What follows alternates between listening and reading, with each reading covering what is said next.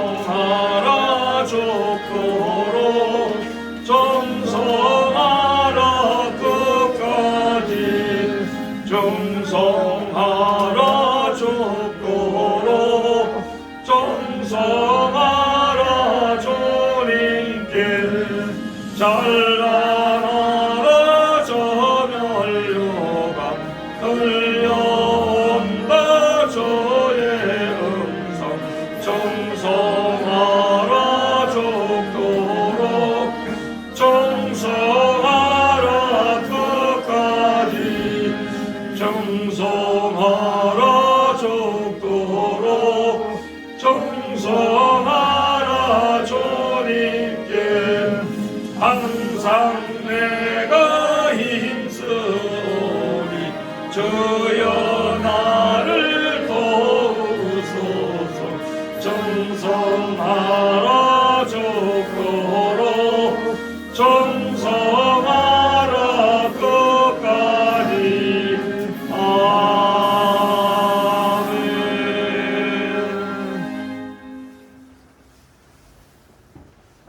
376장 찬양입니다.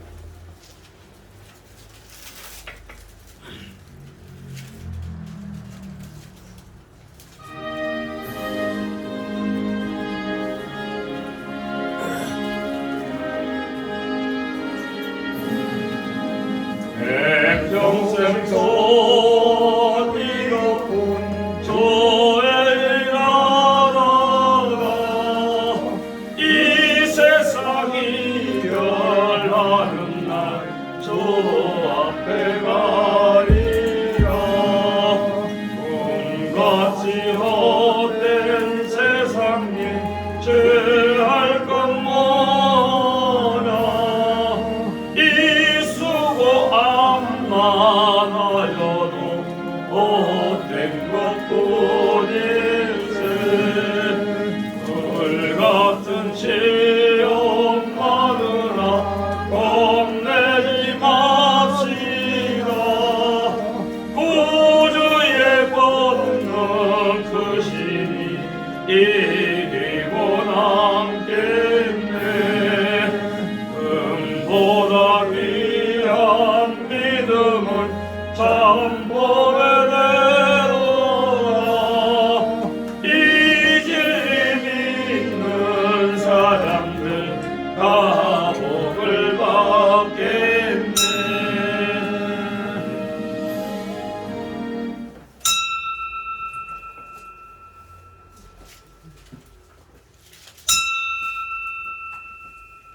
다 같이 찬송가 549장 부르시면서 예배 부르며 우리 한 목소리로 응답을 드립니다. 549장 우리 기도를 들어주시고 주님의 평화를 내려주소서.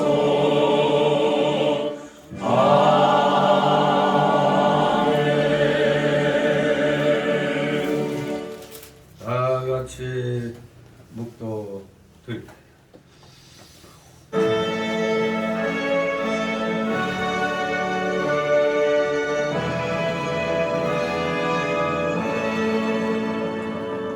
성부 성자와 성령 찬송과 영광 돌려보내세. 대초로 지금까지 또 영원 무궁토록 성삼위 내 영광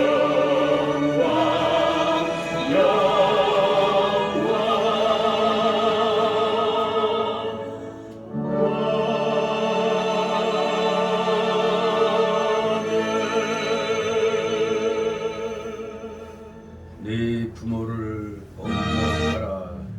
그리하면 너희 하나님 나 여호와가 네게 준 땅에서 네 생명이 길리라. 자녀들아 너희 부모를 주 안에서 순종하라. 이것이 옳으니라. 내 아버지와 어머니를 공경하라. 이것이 약속 있는 첫 계명이니 이는 네가 잘되고 땅에서 장수하리라. 다 같이 일어나셔서 찬송가 547장 하나님 앞에 올립니다. 547장.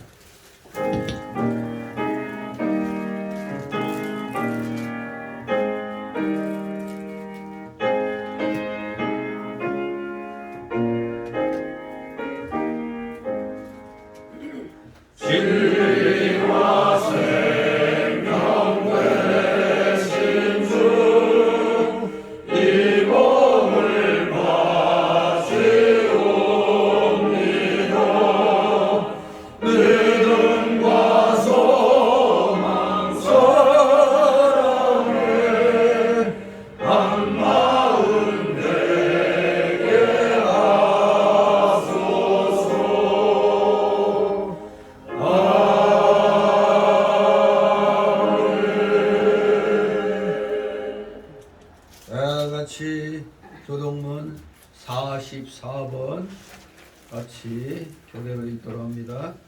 찬송가 뒤에 교동문 나옵니다. 44번 요한복음 1장 제가 먼저 읽습니다. 태초에 말씀이 계십니다.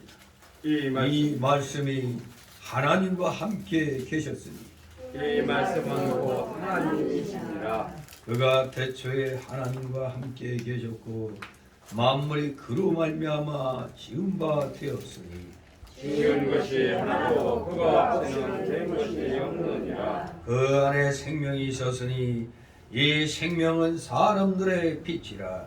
빛이 어둠에 비치되 어둠이 깨닫지 못하더라. 참빛 곧 세상에 와서 각 사람에게 비치는 빛이 있었나니 그가 세상에 계셨으며 세상은 그로 말미암아 지음받아 되었는데 세상이 그를 알지 못하였고 자기 땅에 오매 자기 백성이 영접지 아니하였으나 영접하는 자 곧 그 이름을 믿는 자에게는 하나님의 자녀가 되는 권세를 주셨으니 이는 혈통으로나 육정으로나 사람의 뜻으로 나지 아니하고 오직 하나님께서 하나님이라. 말씀이 육신이 되어 우리 가운데 거하시며 우리가 그 영광을 보니 아버지의 독생자의 영광이요 은혜와 진리가 충만하더라. 아멘. 다 같이 사도신경으로 우리의 신앙 하나님 앞에 고백드립니다. 전능하사 천지를 만드신 하나님 아버지를 내가 믿사오며 그 외아들 우리 주 예수 그리스도를 믿사오니 이는 성령으로 잉태하사 동정녀 마리아에게 나시고 본디오 빌라도에게 고난을 받으사 십자가에 못 박혀 죽으시고 장사한 지 사흘 만에 죽은 자 가운데서 다시 살아나시며 하늘에 오르사 전능하신 하나님 우편에 앉아 계시다가 저리로서 사는 자와 죽은 자를 심판하러 오시리라. 성령을 믿사오며 거룩한 공예와 성도가 서로 전하는 것과 죄를 사하여 주시는 것과 몸이 다시 사는 것과 영원히 사는 것을 믿사옵나이다. 아멘. 같이 찬송가 1장 한 목소리로 하나님 앞에 드립니다.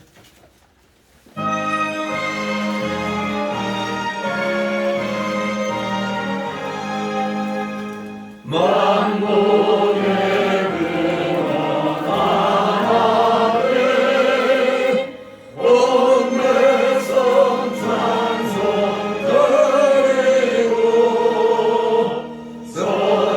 서천사여 찬송하세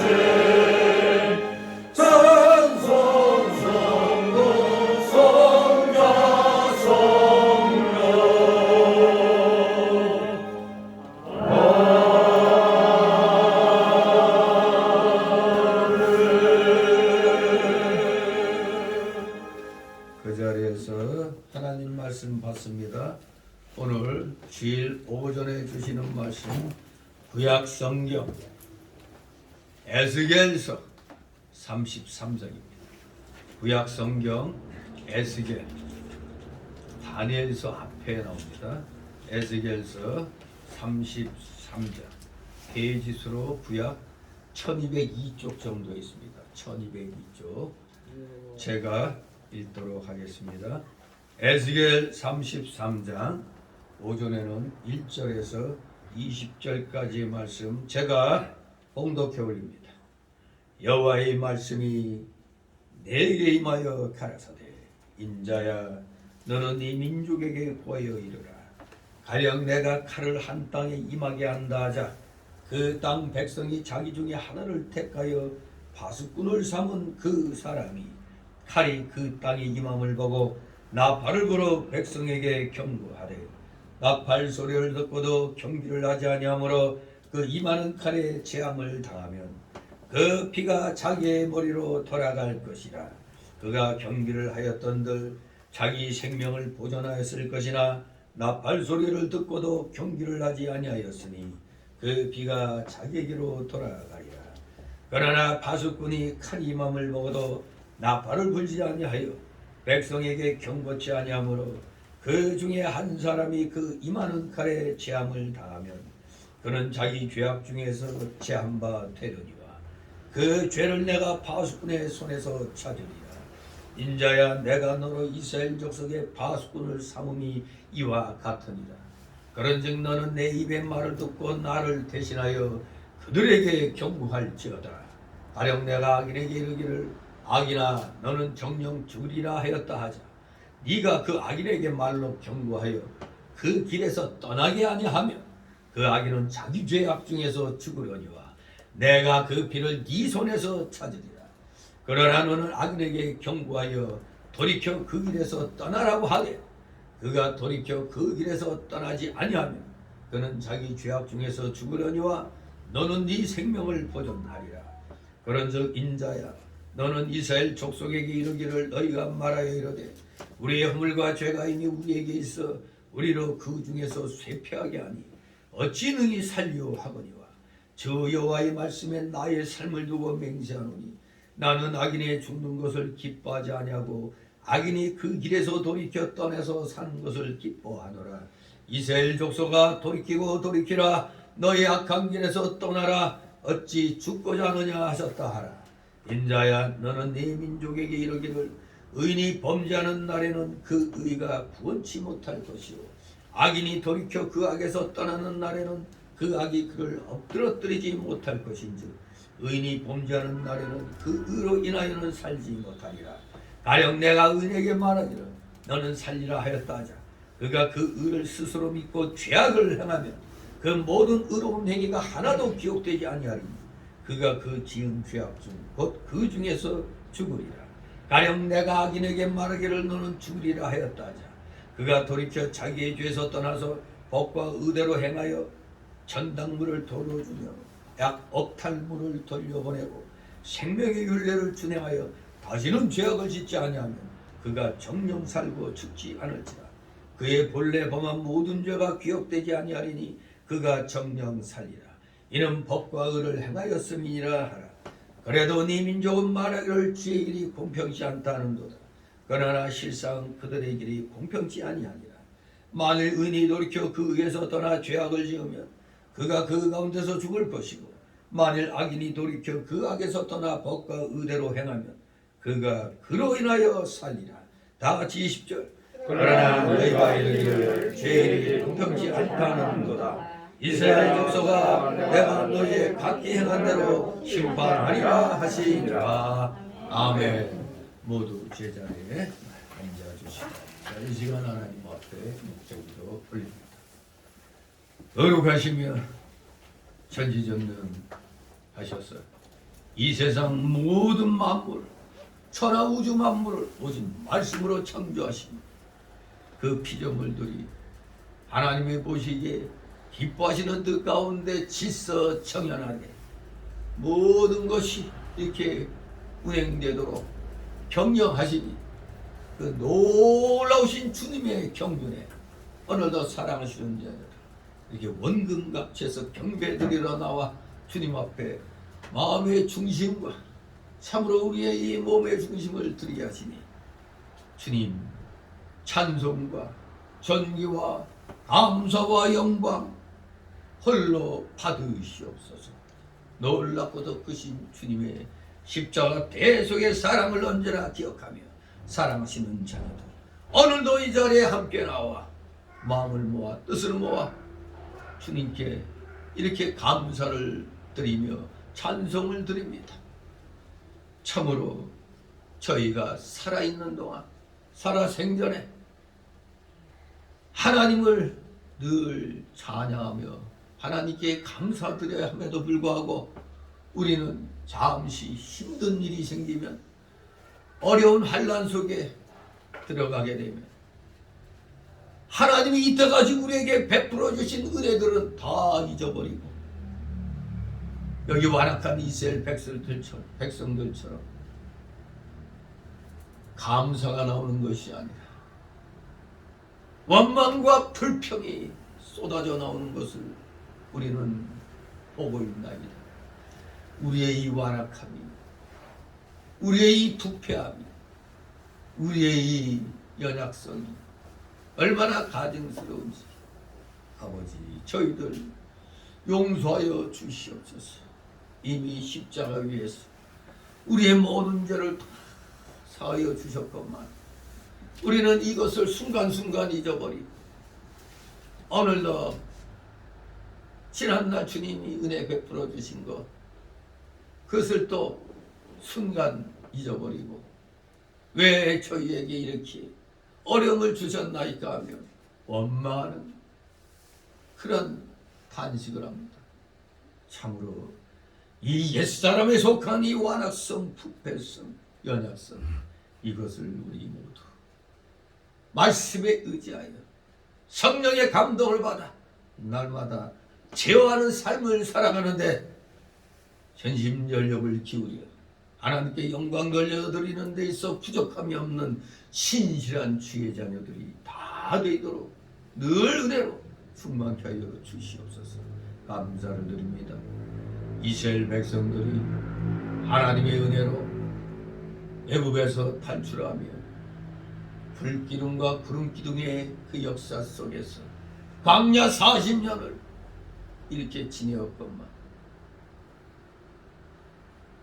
오늘 우리들에게도 이 세상살이가 바로 광야 생활과 똑같다는 것을 분명히 깨닫게 하여 주시고 우리가 어떻게 하면 승리의 삶을 살 수 있는가는 이미 성경에 광야 생활을 하는 동안 어떻게 하면 하나님께 복을 받고 어떻게 하면 하나님의 진노를 받아 멸망하게 되는가를 우리는 너무나 분명히 알고 있기에 우리는 오늘날 너무너무 쉬운 믿음 생활을 하는 줄 믿습니다. 어떻게 나가야 복을 받게 되는가 너무 쉽지 않이 우리는 이런 마음 때문에 주님의 크신 사랑과 은혜를 너무 순간순간 잊어버리는 건 아닌지 저희들의 이 완악함, 이 연약함 아버지 용서하여 주시옵소서. 천하 모든 것이 하나님의 그 정하신 그 법칙대로 하나부터 열까지 다 질서 정연하게 이렇게 이루어져 나가는 것을 우리는 분명히 두 눈을 뜨고 날마다의 삶 속에서 우리는 목도하고 있습니다.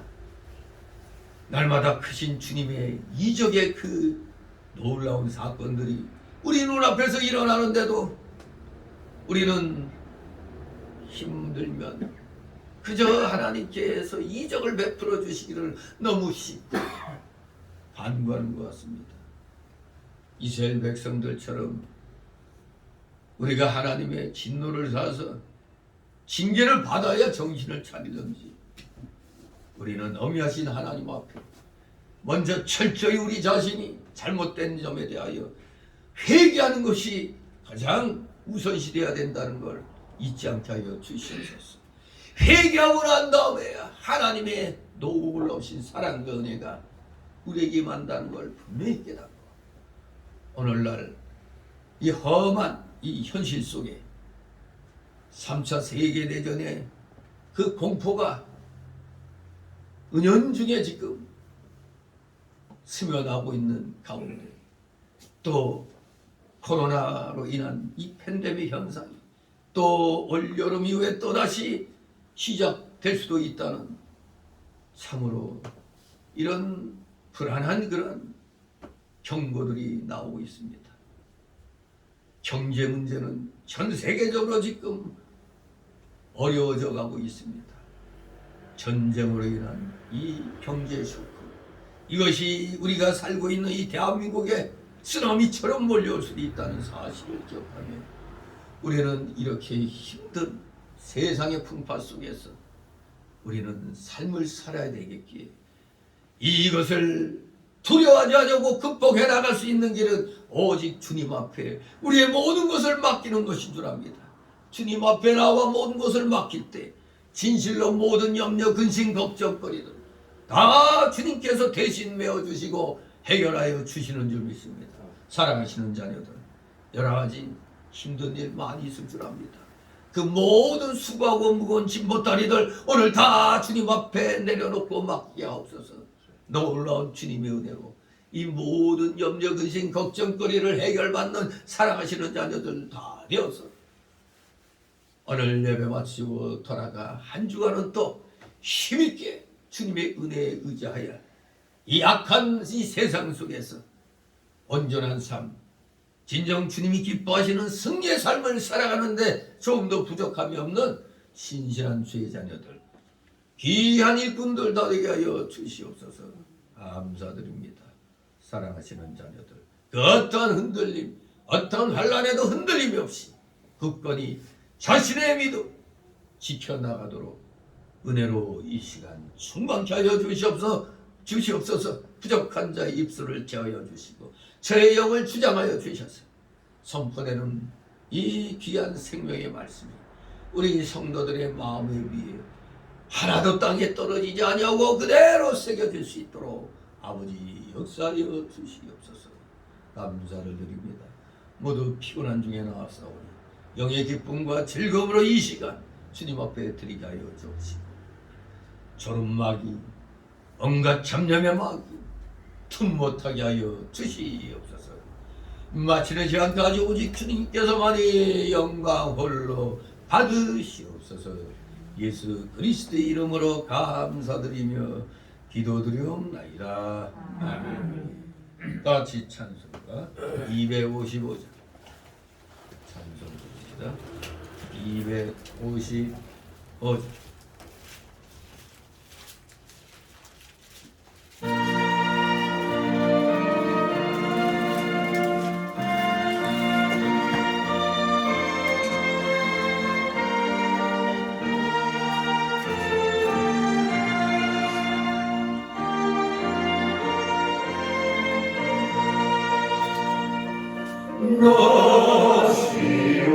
너시오나 이 소식 전가하라 영광의 주 참으시 되신다 만 백성을 이 밝은 빛에 모아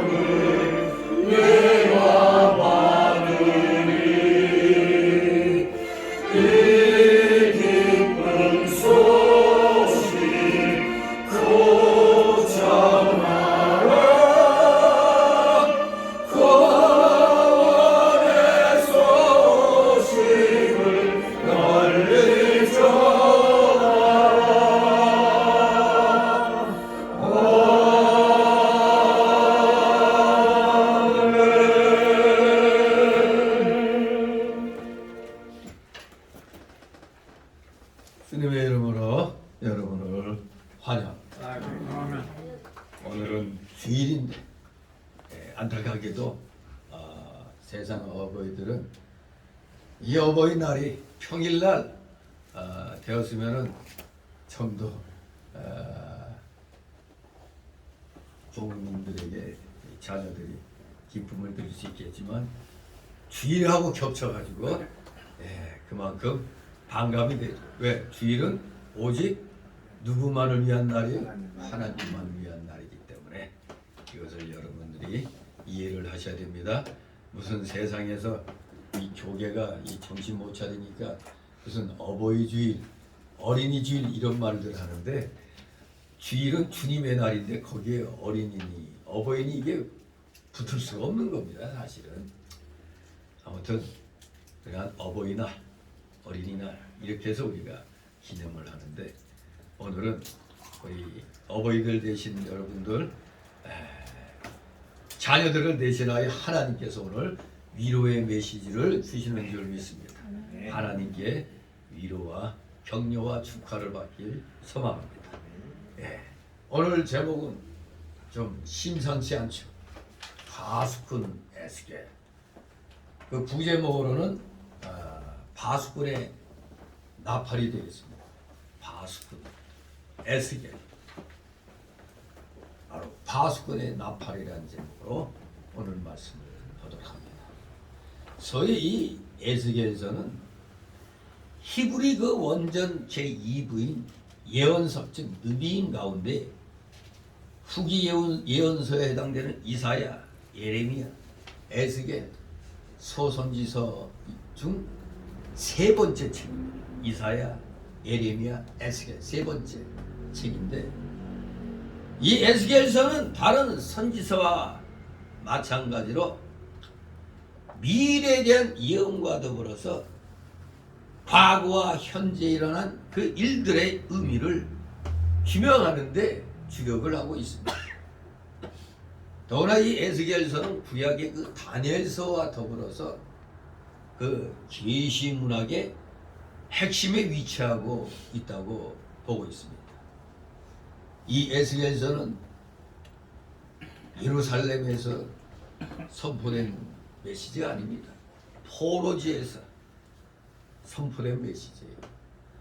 바로 바벨론 포로민들에게 죄 때문에 재앙이 임했다는 교훈을 각성시켜 주고 있습니다. 이 에스겔서 포로지에 끌려와 있는 백성들 가운데 이제 선지자인 에스겔을 통하여 죄에 대한 각성을 시켜주는 그런 메시지입니다. 왜 우리가 포로로 끌려와 이고생인가 할 때 포로민들에게 너희들 죄 때문이다. 이걸 각성시켜주는 겁니다.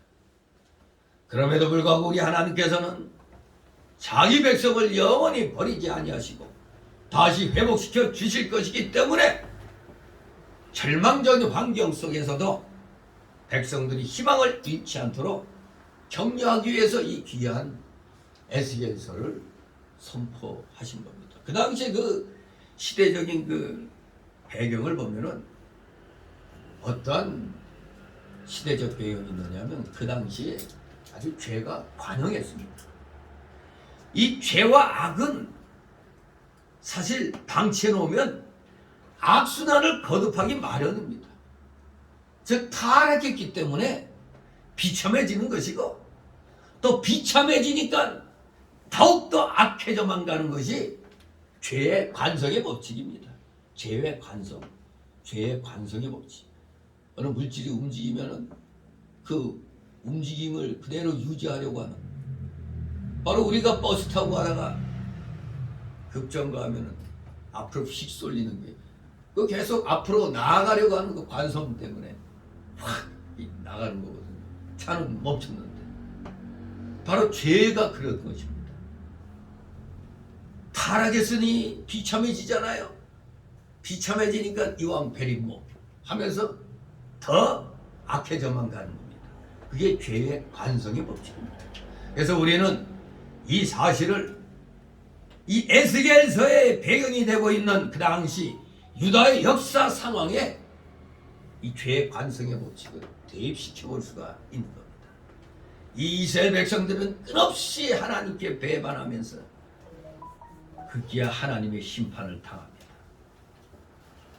그토록 영광스러운 선민의 자리에서 노예의 자리로 전락하고 말았고, 또한 그들의 조국도 이방민족 즉 바벨론에 의하여 바벨론의 말발굽 아래 짓밟힐 그런 찰나에 있었습니다. 즉 이스라엘이 남유다가 3차에 걸친 바벨론의 침략 끝에 3차 때 완전히 BC 586년에 멸망하게 되었죠. 1차에 걸쳐서 1차 때 또 포로로 끌려가고, 또 2차 때 포로로 끌려가죠. 에스겔 선지자가 2차 때 여호야킨 왕과 함께 그렇게 바벨론으로 끌려갔던 겁니다. 그 1차 포로 때는 유명한 또 선지자 누구예요? 다니엘이 그때 끌려갔었던 것이죠. 아무튼 마지막 바벨론의 침입이 3차에 이제 걸쳐서 이제 일어나게 될 때, 즉 이제 완전히 이제 멸망할 찰나에 있었던 그런 상황에서 일부 경건한 자들은 자기들의 죄값으로 심판을 당했으니까 이제는 끝장이다 이렇게 생각했을 것이고, 그런데 또 대다수의 사람들은 여호와 하나님 그저 예루살렘에서만 큰 소리치는 신이다, 그저 예루살렘에서만 큰 소리치는 신으로서 자기들이 바벨론에게 패배한 것은 결코 여호와 하나님이 저 바벨론 신에게 패한 것이 아니냐 이렇게 생각하면서 더욱더 강팍해져 갑니다. 그래서 끝없이 죄의 늪으로 빠져들어가고 있었던 그런 상황이었던 겁니다. 하나님은 바로 이런 영적 역사적 상황에서 에스겔 선지자들 불러 세우셔서 이제 BC 586년 앞으로 조금만 더 가면 일어나게 될 이 예루살렘 함락을 전후해서 포로 이전의 심판에 대한 경고와 함께 회개와 구원에 대한 약속을 선포하고 있는 겁니다. 이 에스겔서 전체 48장 가운데 심판에 대한 경고가 바로 포로 이전의 심판에 대한 그 경고가 32장까지 선포되어 있습니다. 그리고 오늘 읽은 이 33장, 여기서부터는 회개와 구원에 대한 그런 약속을 선포하고 있는 겁니다. 자, 그런데 오늘 이 앞에 이제 소명 받을 때 에스겔이 소명을 받을 때 하나님께서는 예루살렘이 이제 함락되기 이전에 에스겔을 불러서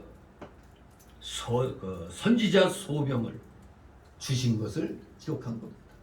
예루살렘이 함락되기 직전 선지자 소명을 주신 겁니다. 그것이 지금 여기에 기록되어 있는 겁니다.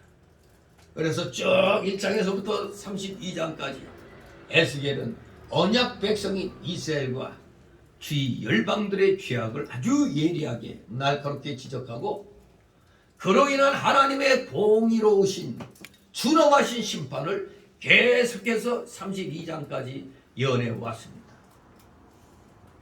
그러나 BC 586년 예루살렘의 멸망으로 하나님의 심판이 성취되자 이스라엘 민족에 관한 에스겔의 예언은 더 이상 심판이 아니죠. 이제 망했으니까, 심판받아 망했으니까 이제 그 예언은 심판이 아니라 이제부터는 그들을 회복하시고 구원하시겠다는 위로와 평강의 메시지로 전환이 됩니다. 과거 하나님은 유다의 멸망을 선포하시는 가운데서도 군데군데 11장 17절과 14장 22절에 포로된 백성들을 고토로 되돌아오게 하시겠다는 것, 우리 하나님에 의해 회복될 나라에서 새 마음으로 여호와를 섬길 것을 20장 40절 44절에 이렇게 심판의 멸망을 선포하시면서도 또 회복에 대한 것을 군데군데 또 선포를 해 놓으셨던 겁니다. 이제 그 예언이 구체적으로 적용되는 과정이 이 에스겔서의 후반부에 해당되는 오늘 이 33장에서부터 상세히 설명되고 있는 것입니다. 특히 여기 33장에서는 선지자의 그 파수꾼적인 사명과 완악한 백성들에 관한 경고가 기록되어 있습니다. 어떻게 보면 완악한 백성들의 입장에서는 듣기가 아주 거북한 내용이죠. 경고입니다. 경고를 하는데 웃으면서 경고하겠어요? 아주 엄숙한 비장한 표정으로 경고를 하는 것입니다. 하나님께서는 하나님의 언약 백성들의 영원한 멸망을 원치 않으시고 어떻게 해서든지 회개하여 하나님과 바른 교제를 회복할 수 있도록 바라셨던 겁니다. 그래서 악한 백성들을 구원하시기 위해서 하나님께서는 바로 예언자를 그들의 파수꾼으로 세우셨던 것입니다. 오늘날의 파수꾼이 누구겠습니까? 영적인 파수꾼, 바로 목회자들입니다. 일반적으로 교육자들 하면 목사, 강도사, 전도사, 그리고 우리 성도들, 뭐 교육자들만 파수꾼이 아닙니다.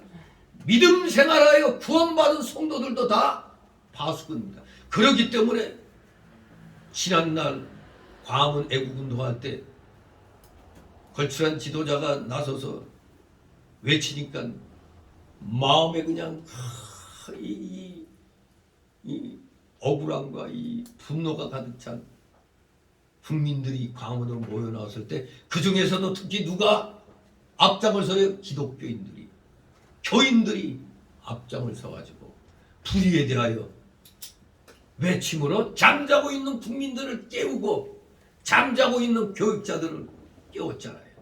그게 파수꾼의 역할을 하는 겁니다. 잠자고 있는 자들 깨우는 거. 지금이 어느 때인데 잠에 취하고 있어요. 깨어 근실하고 기도하고 행동에 옮겨야 될 때 그저 나만 괜찮으면 되지, 이런 마음 갖고 있으면 아니 되는 겁니다. 그게 바로 악순환이 되풀이 되는 거예요. 에이 뭐 이렇게 된 거 뭐 어떻게, 그냥 있으면 계속 부리는 자기들이 잘하는 건 줄 알고 힘을 얻어 더욱더 불의한 세력으로 커지는 겁니다.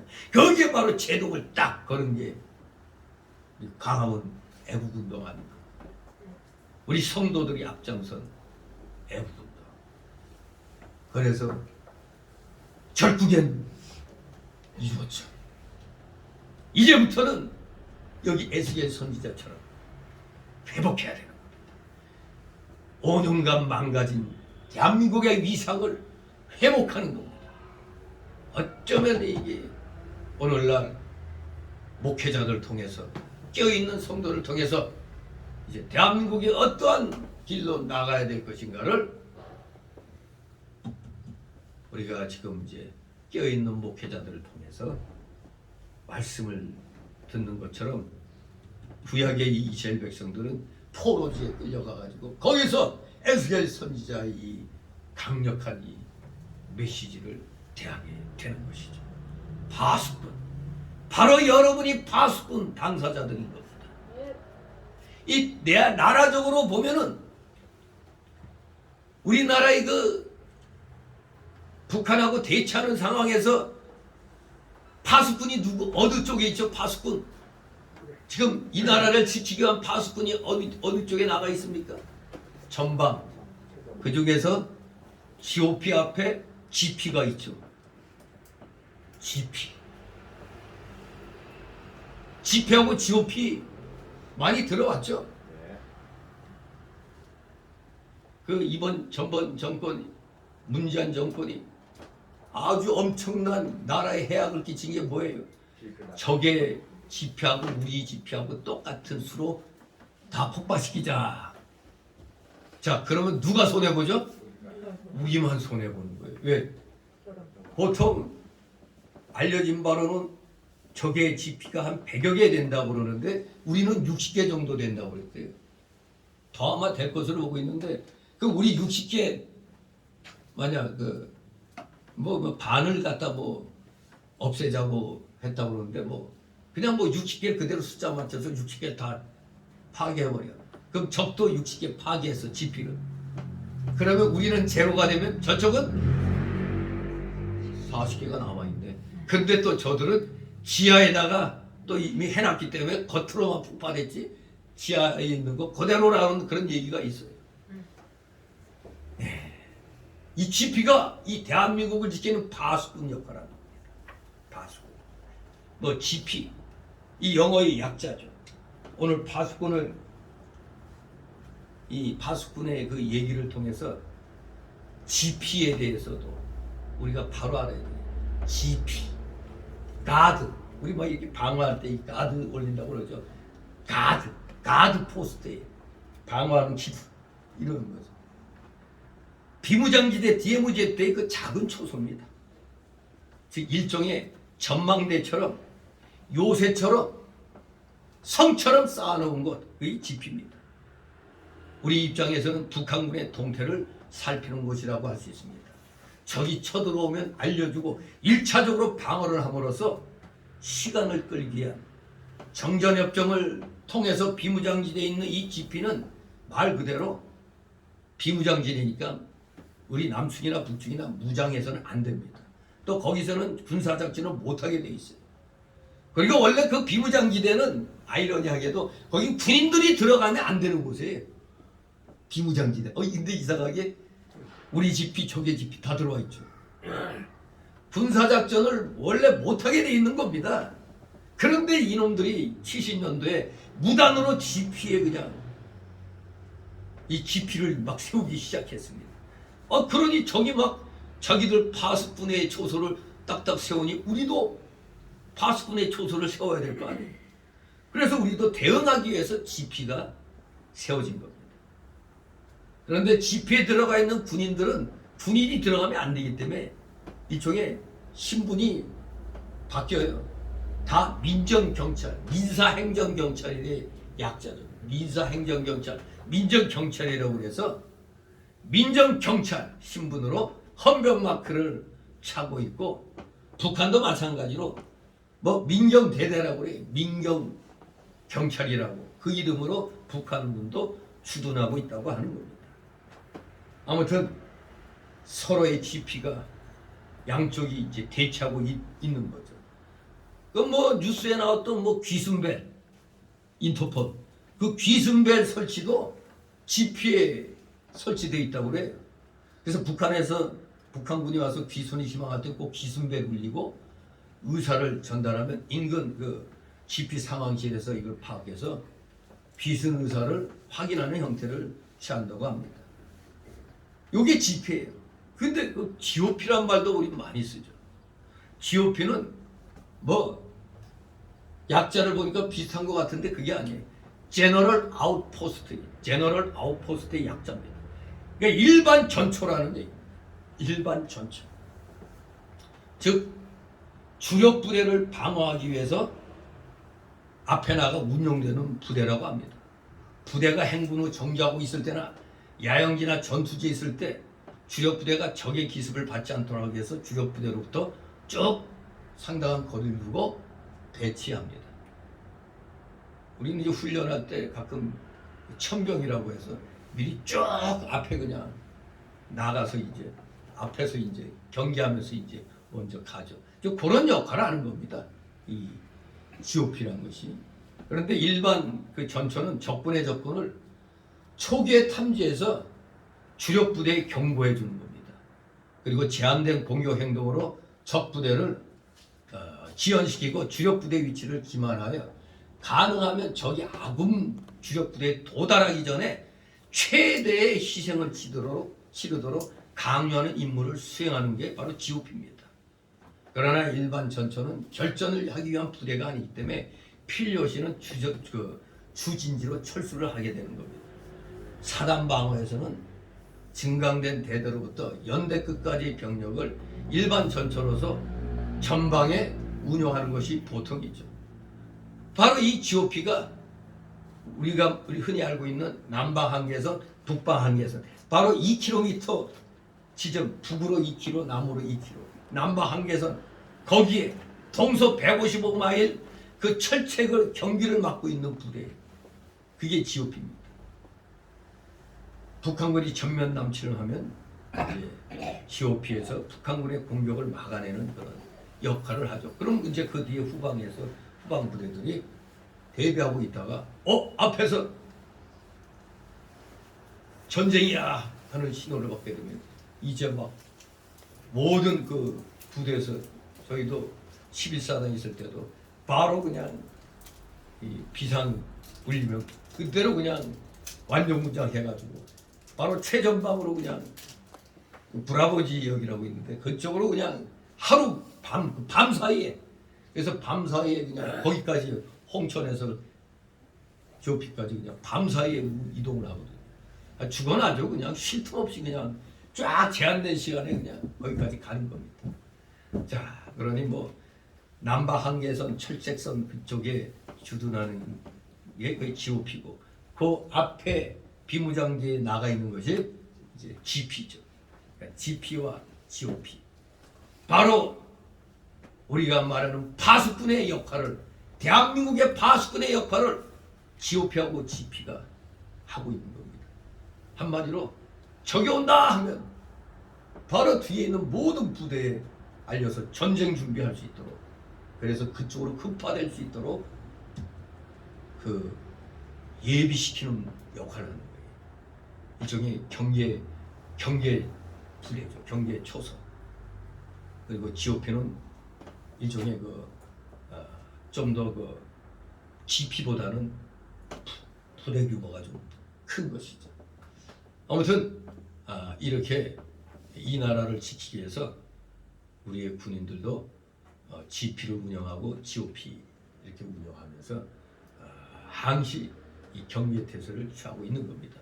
옛날에 GP 근무하던 병사가 적괴뢰군들이 그냥 중무장하고 넘어갈 때 이게 겁이 나가지고 대가리 쳐박고 빨리 알려주지 않는 바람에 이놈들이 내려와가지고 그 일대 분탕질 치고 그냥 돌아가 버렸어요. 그 바람에 사단장, 연대장, 대대장, 소대장까지 머저리 다 깜방가는 별 떨어지고 직위 해제되고 뭐 대대장, 소대장이 감옥 가고 그리고 분대장, 담당자는 어떻게 됐을까요? 총살이 됐어요. 이게 경계근무의 실패하면 총살이. 참 그만큼 중요한 건데 이 우리나라도 그 전방의 그 GP의 그 병사가 겁을 먹고 빨리 알려주지 않는 바람에 이놈들이 그냥 분탕질 치고 그냥 가버렸단 말이에요. 정말로 한 사람의 잘못으로 사단장까지 목이 다 날아가는 그런 일이 일어난 겁니다. 아무튼 이렇게 파수꾼이 중요한 겁니다. 파수꾼 하나가 잘못되면 그야말로 우리나라는 그냥 순식간에 그냥 점령 나해버릴 수가 있는 겁니다. 이게 파수꾼의 역할입니다. 그러니 하물며 오늘날 우리 종교계 특히 기독교계의 영적 파수꾼인 우리들 교육자들 특히 목회자들하고 우리 성도들 아주 이 파수꾼으로서 이 시대의 파수꾼으로서 이 시대가 지금 어떤 시대로 가고 있는가 나라가 공산화되어 가고 있는가 분연히 일어나야 되는 겁니다. 그 파수꾼의 역할을 아슬아슬하게 잘 감당했습니다. 5년 동안 파수꾼 역할을 잘 감당했기 때문에 오늘날 일단은 공산화되기 직전의 상황에서 다시 이게 우리가 회복할 수가 있게 된 겁니다. 이제 좀 나라가 돌아가는 것 같잖아요. 이 말 들어보니까 해외로 나갈 생각을 한 사람들이 상당수가 있더라고요. 제가 여러분이 잘 아는 김일성 일가였던 저 강명도 교수 그 양반도 저 잼맹이가 되면 이민 갈 생각으로 다 준비하고 있었다고. 그러니 우리 일반 국민들은 마음이 어떠겠습니까? 애국 국민들, 우리 우파 국민들은 정말로 그냥 살얼음판 걷는 그런 심정이죠. 일단 일이 뒤집혀버리면 힘들거든요. 잘 어떻게든 이미 부정선거로 이놈들이 이긴 것 같이 해놨는데 우리 국민들이 깨어갖고 한 사람이라도 더 나아가는 바람에 마침내 자유민주주의 체제를 지키게 됩니다. 이렇게 하도록 만든 자들이 누굽니까? 우리 기독교입니다. 자부심을 갖기 바랍니다. 기독교인으로서의 자부심. 나라가 어려울 때 파수꾼의 역할을 나름대로 잘 감당했던 겁니다. 그래서 오늘 1절, 20절을 크게 두 단락으로 나누어서 이제 살펴봅니다. 첫 번째 단락은 1절에서 9절로 파수꾼에게는 경계의 나팔을 불어야 할 책임이 있다는 겁니다. 경계의 나팔을 불어야 할 책임이 있다. 누구에게? 파수꾼에게. 두 번째 단락으로 10절, 20절은 의인이 범죄하면 죽고 악인이 회개하면 산다. 삶과 죽음의 진리가 또 10절, 20절에 말씀하고 있습니다. 자, 그럼 먼저 첫 번째 단락으로 1절, 9절. 파수꾼에게는 경계의 나팔을 불어야 할 책임이 있다. 우리 1절, 6절까지 함께 읽습니다. 너의 말씀이 아이고 알았다. 인자야 네 민족에게 과연 가령 내가 칼을 한 땅에 임하게 한다. 그 땅 백성이 자기 중에 하나를 택하여 파수꾼을 삼은 그 사람이 칼이 그 땅에 임함을 보고 나팔을 불어 백성에게 경고하되 나팔 소리를 듣고도 경비를 하지 아니하므로 그 임하는 칼에 재앙을 당하면 그 피가 자기의 머리로 달아갈 것이야. 그가 경비를 하였던들 자기 생명을 보존하였을 것이나 나팔 소리를 듣고도 경비를 하지 아니하였으니 그 피가 자기에게로 돌아가리라. 그러나 파수꾼이 칼이 임함을 보고도 나팔을 불지 아니하여 백성에게 경고치 아니하므로 그 중에 한 사람이 그 임한 칼에 재앙을 당하면 그는 자기 죄악 중에서 재앙바 되려니와 그 죄를 내가 파수꾼의 손에서 찾으리라. 아멘. 그렇습니다. 파수꾼에 대한 이 비유를 하고 있죠. 이 비유는 쳐들어오는 적군의 동태를 파악하기 위하여 성루의 망대에 파수병을 세웠던 그 군대의 전술에서 따온 것입니다. 이때 파수꾼의 역할은 거민들의 생명과 재산을 보호하는 일인 만큼 그 책임이 아주 막중한 것입니다. 하나님의 말씀을 대언해야 했던 이스라엘의 선지자들은 이처럼 백성의 삶과 죽음을 가름하는 아주 중차대한 사명을 지니고 있었던 겁니다. 이 파수꾼, 선지자의 이 역할이 얼마나 중요하다는 걸 다시 한번 마음에 새겨야 되겠습니다. 파수꾼을 맡은 역할을 맡은 사람들은 어떻게 해야 됩니까? 경계 근무 나간 사람은 어떻게 해야 됩니까? 졸립다고 그 자리에서 자요? 절대 못 자죠. 파수꾼은 밤에도 자지 않고 원수가 오는가를 잘 살피며 성을 지키는 사람입니다. 파수꾼은 원수가 올 때 나팔을 불어 백성들로 하여금 전쟁을 할 수 있도록 깨우쳐줄 책임이 있는 겁니다. 에스겔 선지자 때는 하나님께서 에스겔을 영적 파수꾼으로 세웠고 오늘날에는 교역자들과 성도들을 파수꾼으로 세웠습니다. 그리고 세상적으로는 나라를 지키기 위하여 전방에 지피와 조피 운영하고 있는 것입니다. 파수꾼은 사람이 살아가는 동안 반드시 필요합니다.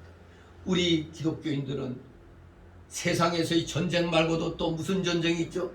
영적 전쟁, 마귀와의 전쟁이 있잖아요. 마귀와의 전쟁. 그렇기 때문에 우리는 언제 어디서나 교회에 있을 때나 교회 밖에 나가 생활할 때나 여전히 우리는 늘 마귀하고의 전쟁에 깨어 있어야 됩니다. 잠에 취해 있으면 쉬는 겁니다. 죽는 겁니다. 옛날 그 백골부대에 있었던 옛날 그 학원 다닐 때 강사에게 들은 얘기인데 백골부대에 있을 때 그냥 이 밤에 적이 와갖고 우리 군인들 또 죽이고 그냥 죽이나요? 목 따고 머리 들고 간다고 그러죠. 그러면 또 우리들도 또 이제 적들은 주로 밤에 그렇게 오는데 우리 또 북군은 또 낮에 또 그렇게 가가지고 또 적들의 목을 따온다고 그래요. 이게 어느 날 보면은 회식을 해가지고 한 사람이 이제 배가 아파서 화장실 가 있는데 뭐가 화장실에서 뭔가 뭐가 호박 같은 걸 드렁드렁 이렇게 누가 그냥 들고 가는 걸 봤다는 거예요. 이상해서 네오반에 돌아왔더니 세상에 네오반에 있었던 병사들 목을 다 따가버린 거예요. 바스군이 잠을 자고 있었습니다. 정말 이게 이거 좀 과장된 거 아닌가? 근데 그 이전에 우리가 그 6.25 끝나고 난 이후부터 계속 북한군과 우리 아군은 계속 시시때때로 그냥 총질하고 막 그런 일들이 비일비재했다고 그래요. 아무튼 여기에서 파수꾼의 그 사명, 경계병의 사명이 얼마나 중요한 걸 알잖아요. 자기가 근무 잘못 서가지고 자기 동료들이 다 죽어버리는 거예요. 그냥 한마디로 기가 막히는 겁니다. 구벅구벅 졸고 있을 때 뒤에서 그냥 이게 뭐 아야 소리도 뭐 더 그냥 죽는 겁니다. 기가 막히죠. 와, 우리나라가 그랬었나? 긴가민가가 이렇게 느껴지죠. 뭐 그런 일이 비일비재했다고 뭐 그 강사가 그렇게 얘기했는데 아무튼 믿거나 말거나 분명한 건 서로가 서로를 죽이는 그런 시대가 우리에게도 있었던 겁니다. 아무튼 파수꾼의 사명이 굉장히 중요하고 항시 깨어 있어야 된다는 것을 우리에게 일깨워주는 겁니다. 특히 우리 교육자, 목회자, 목사, 강도사, 전도사들은 깨어서 교회를 파괴하려는 모든 마귀의 역사를 분별하고 나팔을 불어야 되는 겁니다. 나팔을 분다, 경고한다는 얘기입니다. 경고의 나팔을 불어야 돼요. 그래서 우리 성도들 하여금 전쟁을 예비할 수 있도록 해야 돼요.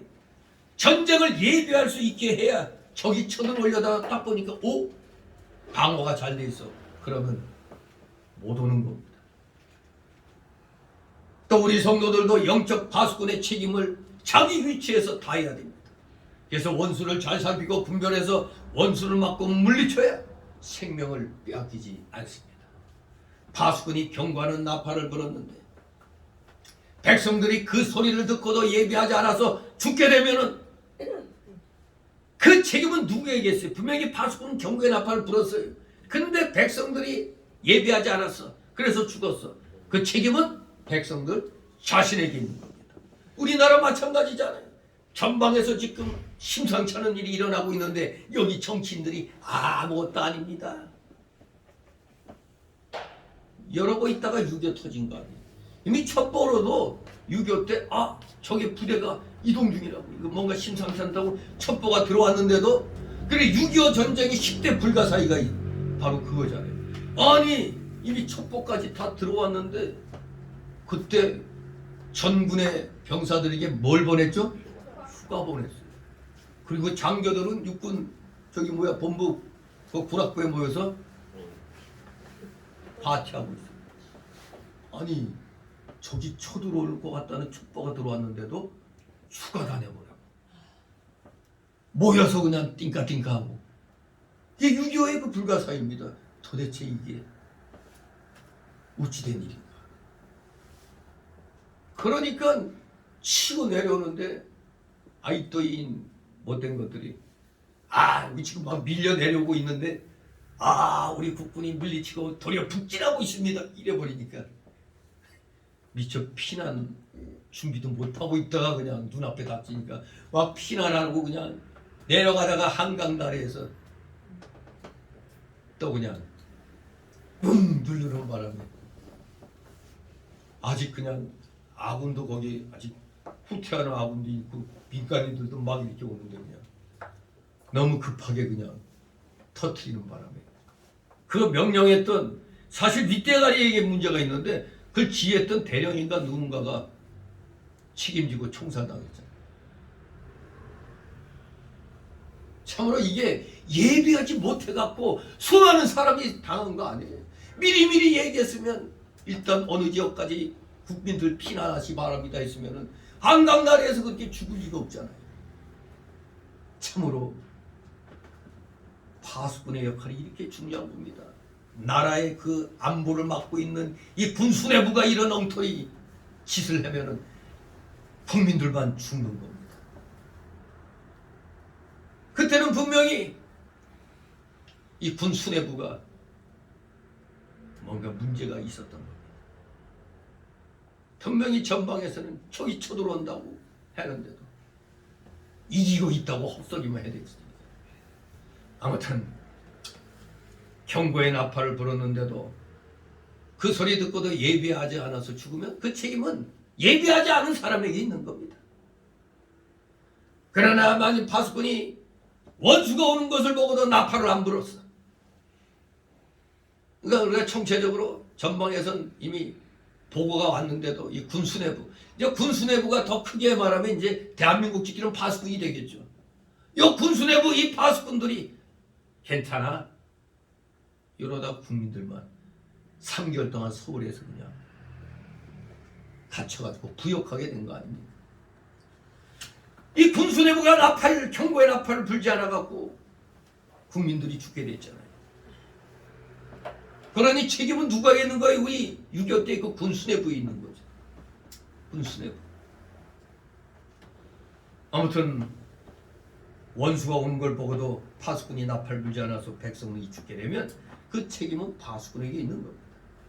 바로 교역자가, 오늘날 목회자가, 특히 목사가 마귀의 괴계에 대해서 일깨워주지 않으면 성도들이 알지 못하여 미혹을 받아 그 가운데서 죽게 되고 그 책임은 누구에게 있다? 목사에게 있는 겁니다. 근데 오늘날 많은 목사들이 눈치 보고 제대로 말 안 해주고, 교회가 왜 세상 정치에 대해서 얘기하면 안 된다고 아주 말을 그럴싸하게 해야 되니까 교인들은 또 그래, 뭐 우리 기독교는 세상 일에 대해서는 신경 쓰는 거 아니야. 이러다가 그냥 세상이 어떻게 돌아가는지도 모릅니다. 많은 겁니다. 오늘날에도 많은 교인들이, 목사들이 올바른 얘기를 해주지 않아가지고 멍청하게 이 대한민국 최고의 역적놈들을 갖다 지지하는 이런 짓을 30몇 프로가 해요. 웃기는 겁니다. 대한민국 역사에서 최악의 정권입니다. 이들 스스로가 지금 자기들이 그렇게 떠받들던 김대중, 노무현이를 부인하고 심지어 이 문재인이까지 부정하잖아요. 왜? 한독수를 총리로 지명했는데 한독수가 김대중, 노무현 거쳐서 총리했는데 그때 한독수를 노무현 때 심사했던 사람이 민정수석으로 문재인이요, 문재인. 그런데 지금 따블 당해서 문제가 많다, 총리로서 부족하다. 그러면 그 말은 뭐예요? 김대중, 노무현, 문재인 다 인정 안 한다는 얘기밖에 안 되잖아요. 이렇게 자기들 스스로 지금 모순에 빠져 있습니다. 아무튼 대한민국이 5년 동안 이 통계 수치를 갖다 다 조작을 했어요. 거의 다. 가장 나쁜 게 선진국에서 최악으로 보는 게 통계 조작입니다. 숫자 조작. 특히 작은 나라는 이 통계 조작하면은 이건 나라도 아닌 겁니다. 이 대한민국이 지금 이 5년 동안 수치를 다 조작을 해가지고 아주 형편없는 나라로 만들어버리고 만 것입니다. 고용률이 아주 높아졌다고 거짓말도 그런 거지만 OECD에서 꼴찌예요. 고용률이. 참 어떤 놈이 적어준 A4 용지 보고 그런 망발을 해야 되는지, 망언이죠, 망언. 세상이 어떻게 돌아가는지도 모르고 밑에서 적어준 A4 용지만 보고 자화자찬하고 있는. 여기에서 그 정권의 파수꾼 역할하는 게 그 주변에 그 신복들이 파수꾼 역할을 바로 해줬어야 되거든요. 국민들이 이렇게 생각합니다 하고 바로바로 얘기해줘야 되는데 그런 건 하나도 안 하고 그 지지자들만 하는 말만 다 잘하신다고 합니다. 요래니까 그런 줄 알고 그냥 멍청하게 그렇게 노는 겁니다. 아무튼 그냥 동네 반장하면은 그냥 할 만한 자가 대통령 노릇하니까 이 나라가 이렇게 되는 겁니다. 그러니까 어떻게 보면 이 대한민국 입장에서 최고의 파수꾼은 대통령이죠. 대통령이 파수꾼이에요. 대통령이. 그래도 이제 정권이 바뀌니까 냄새가 나죠. 북한이 어제 또 뭐 미니 SLBM을 쐈다고 잠수함에서 뭐 또 미사일 쐈는데 이 정권이 그대로 정권 잡고 있었으면 뭐라고 했겠어요? 위상의 발사체가 맨날 불상체라고 그러죠. 아니 미사일 쐈는데도 미사일이란 얘기도 못하고 근데 이제는 SLBM 왔다. 다탄도 뭐 갔다. 이제는 또 정권이 바뀌었다는 게 실감이 나고 있죠. 그렇습니다. 우리 교계에서의 최고의 파수꾼은 목사입니다. 목사. 세상 나라의 파수꾼은 최고의 우두머리 대통령인 것입니다. 내각 책임제 국가에서는 총리가 파수꾼, 최고의 파수꾼이겠죠. 이 파수꾼이 파수꾼의 역할을 못하니까 파수꾼은 쉽게 말하면 몸으로 비하면 머리예요. 머리가 온전하지 못하면 사람 몸이 재구시 못하는 거잖아요. 진실로 파수꾼의 역할이 너무너무 중요합니다. 우리 교회에서 목회자가 마귀의 괴계를 똑바로 깨우치지 않으면 우리 성도들은 다 미혹받아서 모르는 가운데 죄 가운데서 죽게 되고, 그러면 백성들의 책임, 교인들에게 책임이 있는 게 아니고 그때는 누구에게 책임이 있어? 교육자에게 책임이 있는 거예요. 제대로 가르쳐주지 않았으니까. 세상에 잘한다고 칭찬을 하는 정신 나간 사람들이 있으니까 기가 막힌 거예요. 잘한 거 있으면 꺼내보라고. 뭐 가난한 사람들에게 주지 않았냐. 주긴 뭘 줘. 그게 국민들 세금 가지고 일부 계층에는 좀 혜택을 받겠죠. 그러나 전체를 봐야죠. 전체를.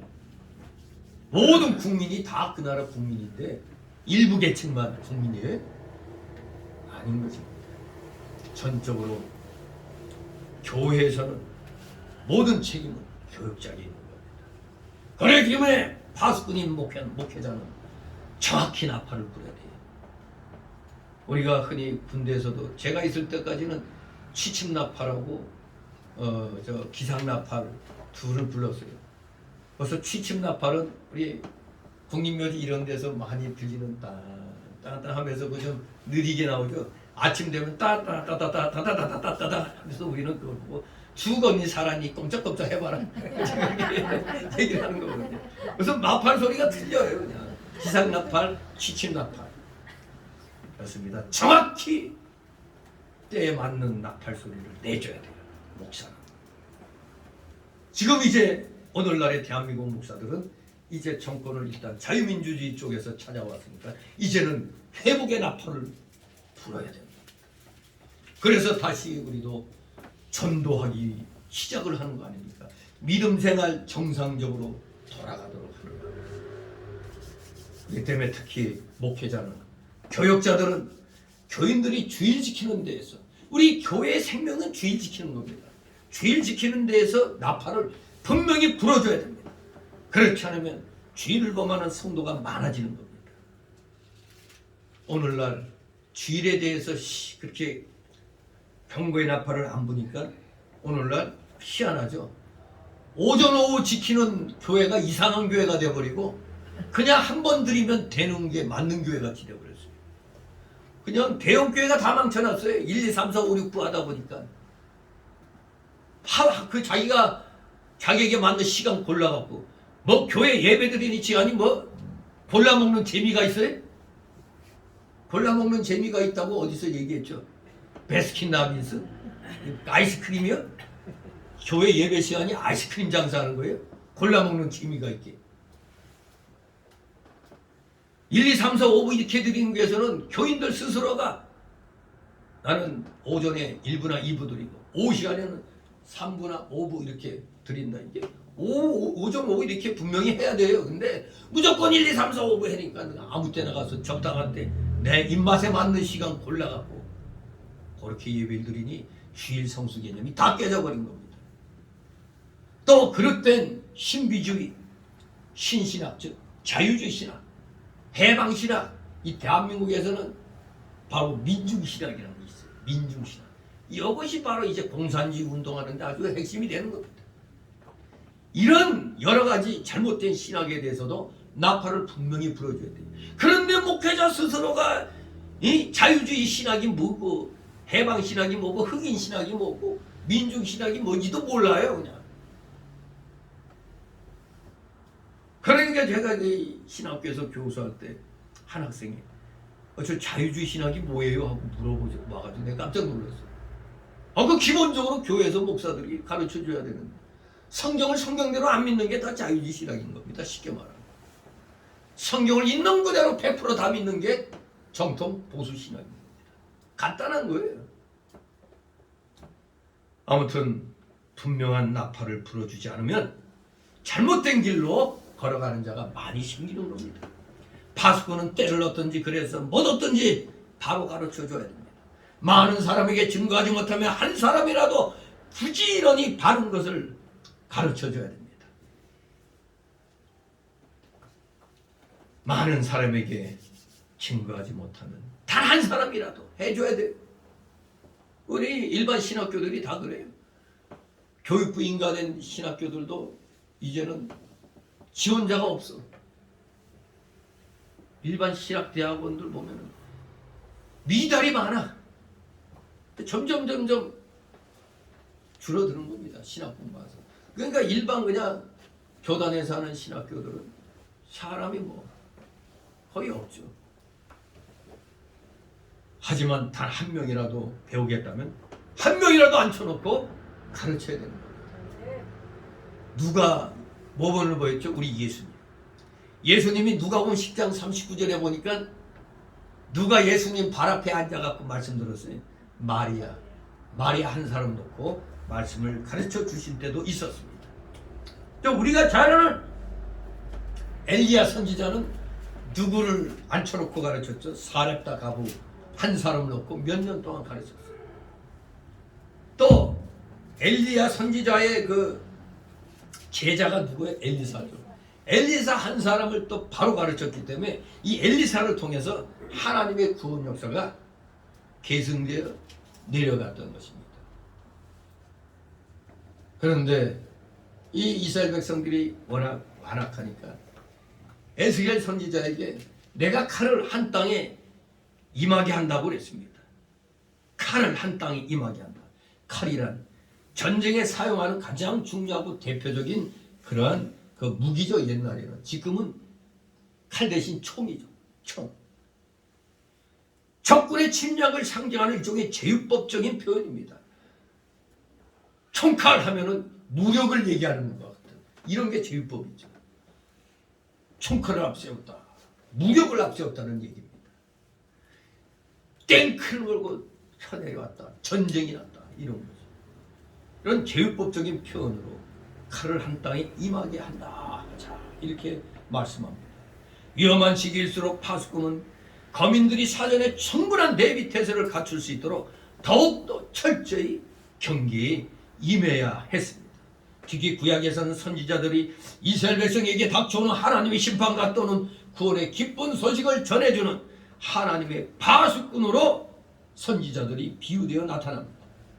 바로 이것은 인간의 흥망성쇠 특히 역사의 흐름을 주도하는 전쟁조차도 하나님의 섭리 위에서 이루어짐을 보여주는 구절인 겁니다. 내가 칼을 한 땅에 임하게 한다. 자, 그 땅 백성이 자기 중에 하나를 택하여 파수꾼을 삼은 그 사람이 칼이 그 땅에 임한 거고 나팔을 불었다 이거예요. 전쟁이 났다. 누가 나팔 불어? 선지자가 즉 파수꾼이 나팔을 불었다. 진실로 전쟁조차 하나님의 섭리에서 이루어지는 겁니다.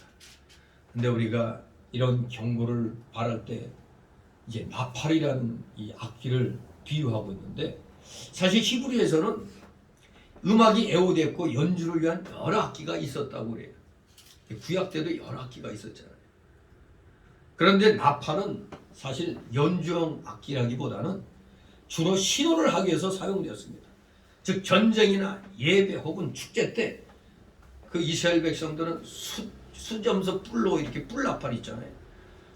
숫염소 뿔로 만든 나팔을 길게 불어갖고 사람들의 주의를 집중시켰습니다. 뿌 하면서 사람들이 주의를 집중시킨 역할을 했습니다. 정말로 파수꾼은 경계의 나팔을 잘 불어야 되는 것입니다. 사실 여기 보면은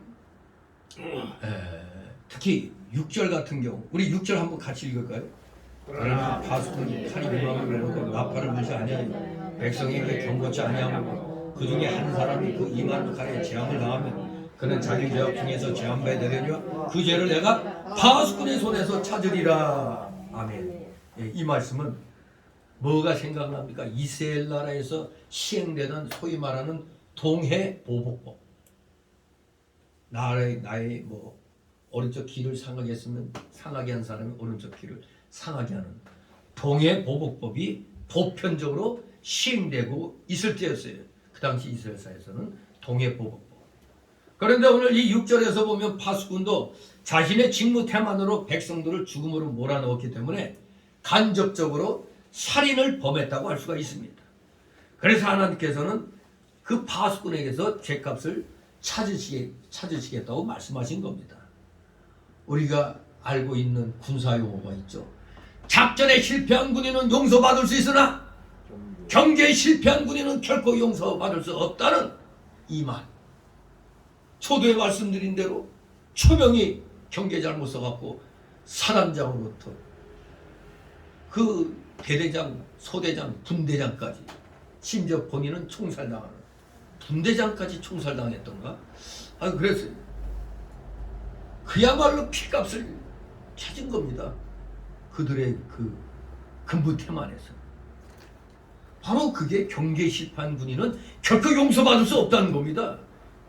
옛날에는 그냥 이런 병사가 나타나면 바로 포박해서 모든 군사들이 모여있는데 앉혀놓고 참수를 하거든요.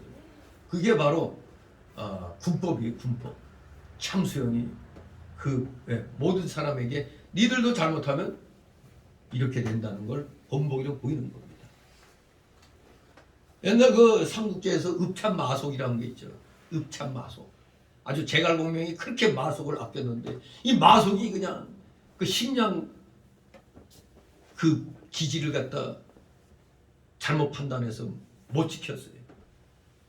그 바람에 제갈공명이 가장 아끼는 자기 사람인데도 눈물을 흘리며 모든 장수나 뭐들이 한번 용서해 달라고 그렇게 간절히 빌어서도 제갈공명은 이걸 본보기로 보여야 되기 때문에 속으로 피눈물을 삼키면서 참수를 명한 겁니다. 이게 읍참마속이라는 거예요. 이게 거기서 나온 사자성어가 거기서 나온 겁니다. 경계에 실패한 군인은 결코 용서받을 수 없다. 이겁니다. 파수꾼은 자신의 사명이 막중함을 깨닫고 사회 공동체의 전반적인 타락, 특히 이 종교적인 타락, 우리 기독교의 그 타락에 대해서 우리들은 경고의 나팔을, 특히 목회자들 경고의 나팔을 울려야 할 것입니다. 여기서 오늘날의 파수꾼 즉 종교 지도자들의 책임에 대해서 잠깐 살펴본다면, 첫째, 종교 지도자는 하나님에 의하여 부름받은 일꾼이라는 소명의식을 가져야 돼요. 종교 지도자, 뭐 간단히 말하면 우리 기독교 지도자라고 하죠. 세상의 일본 지도자들은 국민들에 의해서 선출되기 때문에 어떤 이상적인 정치를 펼치기 이전에 백성들의 관심사를 살피기에 급급한 때가 많이 있습니다. 그러나 종교 지도자, 우리 기독교 지도자는 자신을 세우신 분이 하나님이시기 때문에 메시지가 비록 백성의 귀에 거슬린다 할지라도 그것이 하나님의 말씀인 이상 전달하지 않으면 안 되는 겁니다. 이 교인들이 듣기 싫어한다고 피하잖아요. 요새는 더이다가 좋은 말만 골라갖고 하죠. 경고의 나팔을 불지 않습니다. 그러나 진정한 파수꾼은 귀에 거슬린다 할지라도 하나님의 말씀인 이상 전달해야만 하는 것입니다. 백성들에게 기쁨을 주지 못할 뿐만 아니라 도리어 자신이 미움까지 받아가면서 하나님의 심판의 경종을 울리는 일은 정말로 수행하기 힘든 고역이 아닐 수 없기 때문에 그 당시에도 몇몇 선지자들은 예언의 사명을 거절하고 도망치려고까지 했던 것입니다. 그 유명한 사람이 요나죠. 요나. 그 사명을 거부하고 도망갔다가 고래 뱃속으로 큰 고기 뱃속에 들어가게 됐던 사건이 있었죠. 그러나 전능하신 하나님은 그들에게 직책을 충분히 감당할 수 있는 능력과 차지를 부여하신 후 자신의 도구로 붙들어 쓰셨던 겁니다. 이처럼 영적 지도자에게 필요한 것은 부족하고 무능한 자에게 지혜와 힘을 주셔서 하나님의 적을 잘 감당하도록 하셨다는 이 소명감이 필요한 것입니다. 그리고 이 기독교 지도자, 이 종교 지도자, 특히 우리 기독교 지도자들은 소명감으로 무장된 우리 기독교 지도자는 많은 일을 더 잘 감당할 수 있도록 영육간의 능력을 배양해야 돼요. 목사들이 게으르면 안 됩니다. 세상 지식에 대해서도 누구보다도 많이 알려고 노력을 해야 돼요. 파수꾼이 위기의 상황을 정확히 감지하고 모든 사람들에게 그것을 분명히 알리기 위하여 관측술과 나팔 부는 법을 공들여 배우듯이 기독교 지도자는 하나님의 말씀을 쉽게 분별할 줄 알아야 할 뿐만 아니라 분명한 역사의식과 냉철한 사회인식을 배양하기 위하여 노력을 아끼지 않아야 되는 겁니다. 기본적인 소양이 세상 학문에 대해서 공부해야 되는 거예요. 그래서 일반 대학 4년을 마치고 그래서 신대원 가는 게 나은 겁니다. 그냥 무조건 고등학교 졸업하고 바로 신학교 가는 것보다 일반 학문을 배울 수 있도록 4년 일반 대학 가고 나서 신대원 가는 게 올바른 겁니다. 우리 신학교도 비록 적지만 학부 4년, 원부 3년 그렇게 계속해서 공부하고 있잖아요. 끊임없는 공부를 해야 됩니다. 노력을 해야 돼요. 참 지도자와 거짓 지도자를 구분하는 시금석은 그들의 말이 하나님의 뜻에 부합하느냐 여부에 달려있다는 사실을 분명히 알아야 되겠습니다. 이스라엘의 거짓 종교 지도자들의 특징이 있죠. 위선 그리고 스스로의 그 자의적인 설교에 있어서 위선은 실력이 없고 내실을 기하지 않은 데서 나온 결과입니다. 그러므로 올바른 이 종교 지도자는 자기 직책을 충분히 감당할 수 있는 능력을 배양하기 위해 최선을 다해야 되는 겁니다. 이것도 무슨 여론조사가 또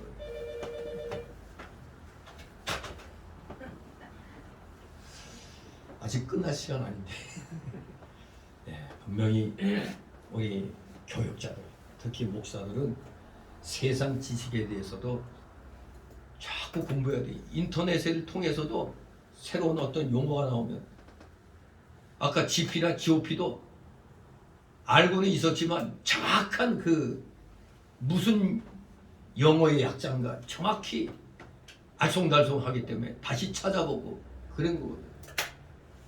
정확히 알아야 되잖아요. 열심히 실력을 쌓아야 돼요.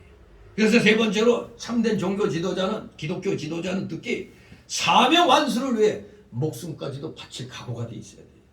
이것이 광원 애국 운동을 일으킨 선봉에 섰던 그 목사의 그 자세에서 나타나 있습니다. 그것도 모르고 무조건 그냥 자기가 해보겠다고 함부로 나서면 안 되는 거예요. 목숨까지 바칠 각오가 돼 있어야 됩니다. 책임 완수야말로 소명의 목적입니다. 늑타라로 오는 이리를 보고 도망치는 사건이 아니라 양떼를 위하여 목숨을 아끼지 않는 목자의 자세로 우리는 임해야 되겠습니다. 파수꾼이 성읍 백성의 생명을 지키기 위하여 온 밤을 뜬 눈으로 지새우듯이 영적 지도자, 우리 기독교 지도자는 어두운 역사를 밝히기 위하여 끝까지 깨어 있어야 됩니다. 여러분도 그런 지도자의 말을 듣고 영적으로 항상 깨어 있어서 세상의 어두움을 침묵으로 대하면 아니 되는 겁니다. 세상의 어둠에 대해서 우리 목사님 이런 말씀하셔서 말해야지. 에이구 괜히 싸움만 해 귀찮아.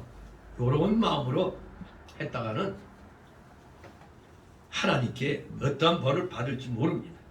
다같이 7절 9절 있습니다. 인제 내가 너로 이스라엘 족속의 파수꾼을 삼으니 이와 같은 그런즉 너는 내 입의 말을 듣고 나를 대신하여 그들에게 경고할지어다. 가령 내가 악인에게 이르기를 악인아 너는 정령 죽으리라 하였다 하자. 네가 그 악인에게 말로 경고하여 그 길에서 떠나게 아니하면 그 악인은 자기 죄악 중에서 죽으려니 내가 그 피를 네 손에서 찾으리라. 그러나 너는 악인에게 경고하여 돌이켜 그 길에서 떠나라고 하되 그가 돌이켜 그 길에서 떠나지 아니하면 그는 자기 죄악 중에서 죽으려니와 너는 네 생명을 보존하리라. 아멘. 경고의 임무, 즉 파수꾼에게는 경고의 임무가 있다는 걸 말하고 있습니다. 에스겔 선지자는 민족의 위기를 맞이하여 자기의 직책이 마치 파수꾼의 역할과 유사함을 깨닫게 되었습니다. 바로 저도 마찬가지입니다. 목사로서 나라가 위태롭게 되니까 살얼음판을 걷는 느낌이 들어요. 걱정이 되잖아요. 왜? 우리 후손들의 미래를 보고 우리가 저 북한과 같이 되면 안 되잖아요. 그런데 제일 먼저 위기를 깨닫고 선포해야 될 목사들이 잘못된 종교 분리를 배워가지고 무조건 세상에 대해서는 입 다물고 있어야 된다는 헛소리만 해대고 있어요.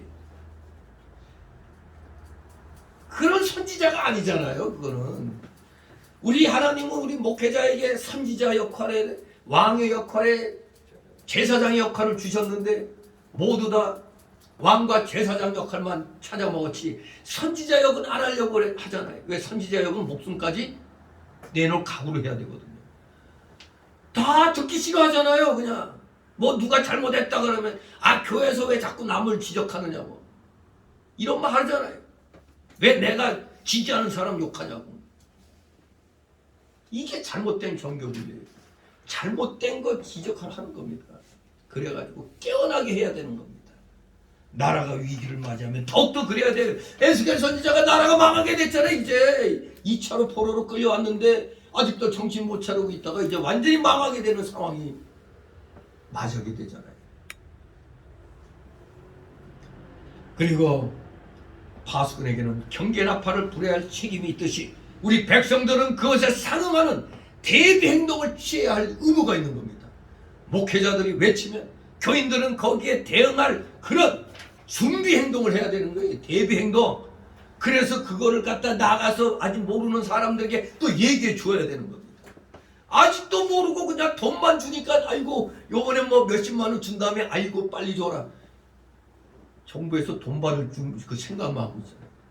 이거 4살 깎아먹는 거라는 걸 알아야 되는 거예요. 빚이 그냥 총체적인 빚이 거의 7천조에 달하는데 좀 감당하기 어려워요. 아무튼 위기에 대하여 외칠 때 교인들은 깨닫고 이러면 안 되구나. 이러면 저놈들 뽑으면 안 되지. 지금 빨리 저거 취임시켜가지고 어떻게든지 저 국회 해산시켜버려야 돼요. 저 가짜들 저거 부정선거에서 된 놈들 저것들 없애버려야 되는 겁니다. 저들은 지들 그것만 찾아먹지 국민들이 어떻게 되는 건 상관을 안 해요. 너무 악한 놈들 아니에요. 검소완박 뭐 국민의 이권을 더 뭐 한다고 개 XX 소리 하고 있는 거예요. 저게 경찰들이 할 일이 얼마나 많아요. 근데 거기다가 그냥 몽땅 검찰이 하던 걸 다 갖다 줘. 그런 지금은 경찰에게 고소했는데도 뭐 일이 안 이루어져. 그럼 검찰에 가서 또 해야 할 수가 있어요. 근데 지금은 경찰에서 묶어놓으면 아무것도 못합니다. 지금 권세 잡은 놈들만 사는 세상이 돼버리는 거예요. 검찰이 자기들 수사하지 경찰이 어떻게 자기를 수사해. 아무튼 분명히 알아야 됩니다. 위기 때는 분명한 경고의 나팔을 풀어줘. 검수완박이 뭔지도 모르는 목사들이 있어요. 검수완박이 뭐지? 에이, 무식도 그런 무식은 없는 겁니다. 교인보다도 모르면 되겠어요. 분명히 여기 오늘 말씀에 파수꾼이 악인에게 하나님의 심판을 경고하였는데도 그 사람이 회개하지 않고 죄 가운데서 죽으면 그 책임은 파수꾼에게 있지 않아요. 이미 경고했기 때문에 그 책임은 죽은 사람에게 있는 겁니다. 그러나 만약 파수꾼의 나팔을 불지 않으므로 백성들이 원수가 오는 걸 모르고 있다가 죽으면 그 사람들은 자기 죄값으로 죽지만 그 피값은 누구 손에서 찾아? 파수꾼의 손에서 찾는다고 하나님 말씀하시는 겁니다. 사도 바울은 바로 이 말씀을 믿었기 때문에 사도행전 20장 26절에서 모든 사람의 피에 대하여 나는 깨끗하다 이렇게 외칠 수가 있었던 겁니다. 바울이 모든 사람의 피에 대하여 깨끗하다는 것은 자기가 파수꾼의 사명을 다했다는 겁니다. 오늘날 많은 교회 목사들이 파수꾼의 사명 제대로 행한 목사들이 별로 없습니다. 저먹은 자꾸 목사들도 너무 강성이야 뭐 극우야 그래. 함부로 극자 붙이면 안 돼요. 극우나 극자는 거의 같아요. 폭력을 수반하기 때문에. 폭력을 동원하는 게 극우 극자 이런 말이 되는 겁니다. 올바른 소리를 강력하게 했다고 극우라고 그러는 말이에요. 나는 중도야. 그게 되게 부드러워 보이죠? 이런 중도가 어디 있어요? 중도가. 아무튼 세상에 중도는 없습니다. 어느 날 보니까 지금 보세요 여러분 중도표 하죠. 어느 날 보니까 나는 여기 좌도 아니고 우도 아니야 하다가 보면 어느 기회는 좌쪽에 붙었다가 어떤 때는 우쪽에 붙었다가 완전 기회주의자죠. 좋은 말로 말해서 중도지 기회주의자입니다. 남북이 대치된 적과 피 흘리는 싸움을 하는 이 상황에서 중간이 어디 있습니까? 중간이 대한민국 편이면 대한민국 편, 저 북계 편이면 북계 편, 둘 중에 하나지. 중도라니. 목사들 입에서도 중도란 말 함부로 하면 안 되는 거예요. 중도가 어디 있어요? 진리에 하나님 말씀 편이면 하나님 말씀 편이지. 그러므로 우리들도 바울처럼 때를 얻든지 못 얻든지 듣든지 아니 듣든지 하나님 말씀을 바로 전해줘야 파수꾼의 사명을 다하고 나도 피값에 깨끗하다. 나도 이 백성들의 피에 대해서 깨끗하다. 그렇게 얘기할 수가 있는 겁니다. 이제 두 번째 나가고 10절 20절 의인이 범죄하면 죽고 악인이 회개하면 산다. 10절 11절 있습니다. 인자야 너는 이스라엘 족속에게 이르기를 너희가 말하여 이르되 우리의 허물과 죄가임이 우리에게 있어 우리로 그 중에서 쇠폐하게 하니 어찌 능히 살려 하거니와 주 여호와의 말씀은 나의 삶을 두고 맹세하노니 나는 의인의 죽는 것을 기뻐하지 아니하고 악인이 그 길에서 돌이켜 떠나서 사는 것을 기뻐하노라. 이스라엘 족속이 돌이키고 돌이키라 너희 악한 길에서 떠나라. 어찌 죽고자 하느냐 하셨다 하라. 아멘. 이제 10절에서 16절까지 회개를 촉구하고 있는 것을 보게 됩니다. 에스겔 선지자는 하나님의 은혜를 강조함으로써 백성에게 신앙의 개혁과 회개를 촉구했습니다. 중요한 것은 과거가 아니라 현재입니다. 문제가 되는 것은 옛날의 생활이 아니라 오늘의 생활이었습니다. 하나님은 은혜로운 분이시기 때문에 누구든지 죄악을 돌이켜 회개만 한다면 즉시 용서함을 받습니다. 회개한다면. 그리고 진정으로 회개한 사람은 하나님의 법에 순종함으로써 그 사실을 입증하게 되는 겁니다. 회개. 말로만 회개가 아닙니다. 생활 속에서의 삶으로서 회개의 실질적인 면을 보여야 되는 겁니다. 지금 읽은 10절 11절 보면 이스라엘 족속이 뭐라고 생각합니까? 자기들은 그저 허물과 죄가 많아서 다 쇠폐해지고 망하게 되었다고 말하고 있었습니다. 그런데 자포자기하고 있었어요. 그러나 우리 하나님은 뭐라고 그랬습니까? 악인이 죽는 것도 기뻐하지 아니하시고 악인이지만 그 악인이 회개하고 그 길에서 돌이켜 살기를 원하신다고. 그래야 하나님께 돌아오기를 고대한다고 말씀하고 있는 겁니다. 아무리 죄가 많아도 회개하고 돌아오면 하나님께서 용서해 주시고 생명의 길로 인도해 주시는 겁니다. 12절 있습니다. 인자야 너는 네 민족에게 이르기를 의인이 범죄하는 날에는 그가 권치 못할 것이요 악인이 돌이켜 그 악에서 떠나는 날에는 그 악이 그를 엎드리지 못할 것이며 의인이 범죄하는 날에는 그 의로 인하여는 살지 못하리라. 아멘.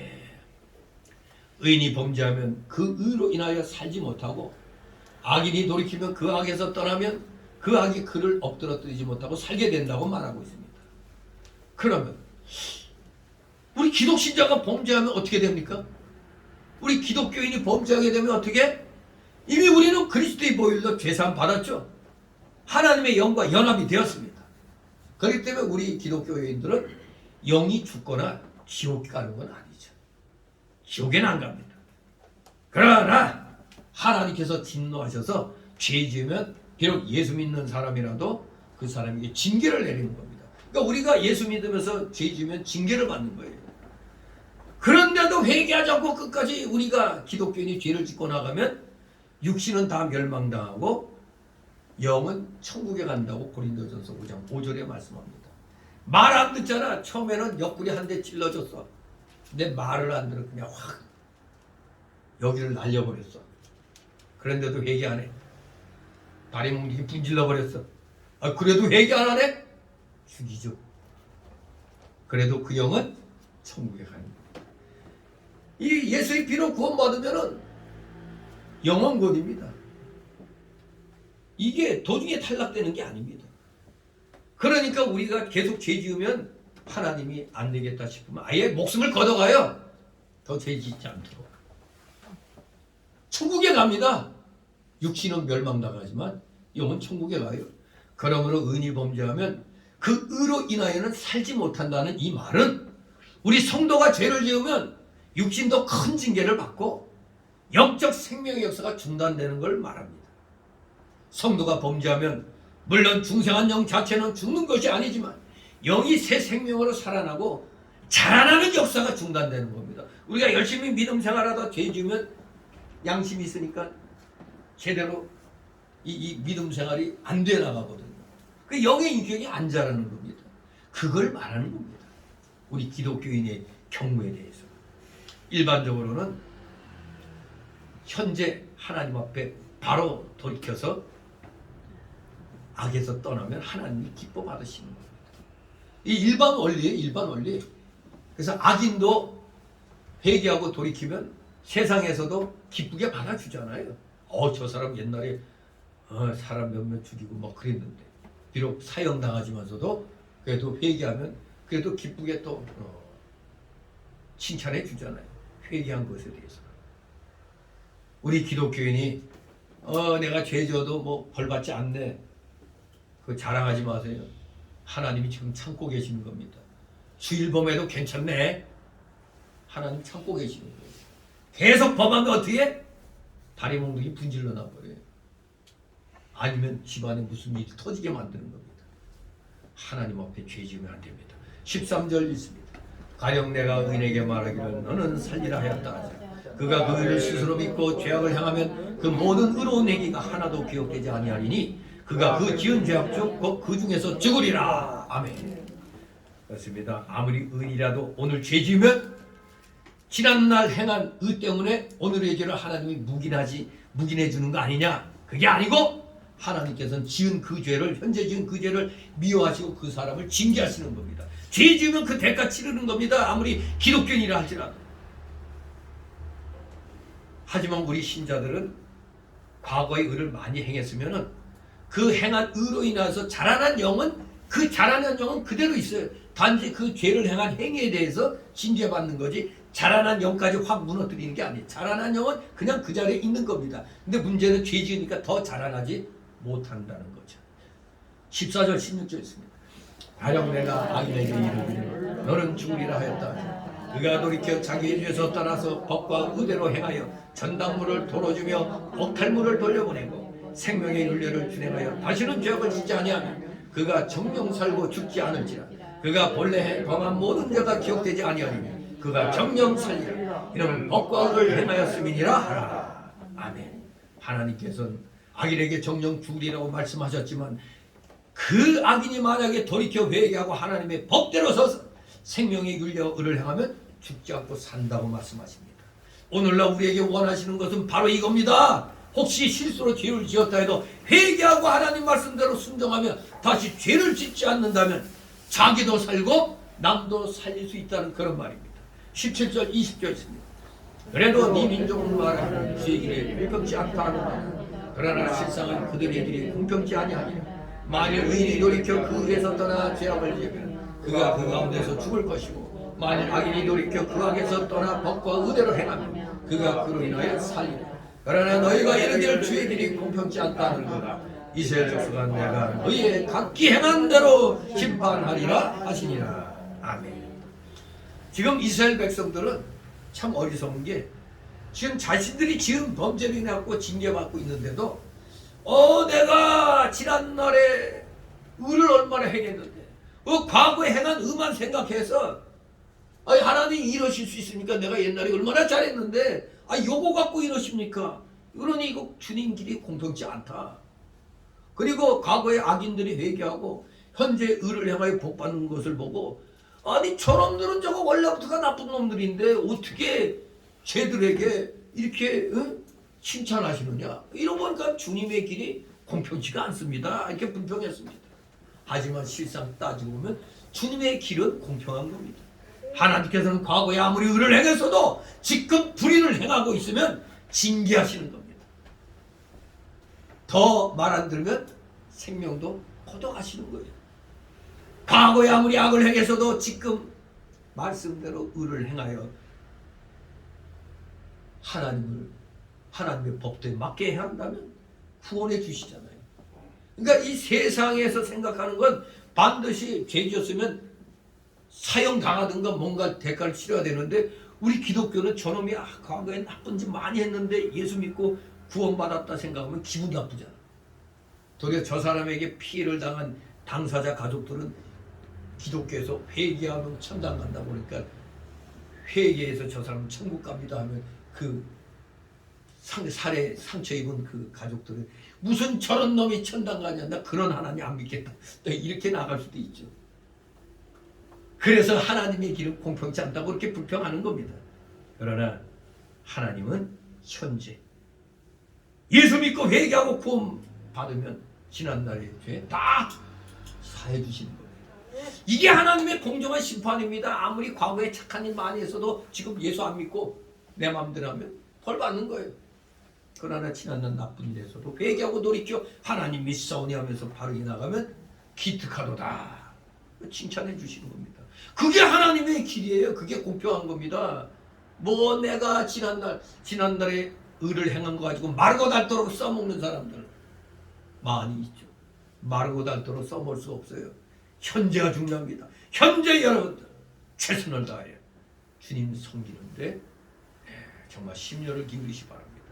그래야 나의 영이 계속 자라날 수가 있는 겁니다. 오늘은 특별히 또 어버이날이니까 우리 또 여성교부에서 또 이렇게 또 카네이션을 이렇게 달아주셨는데 감사합니다.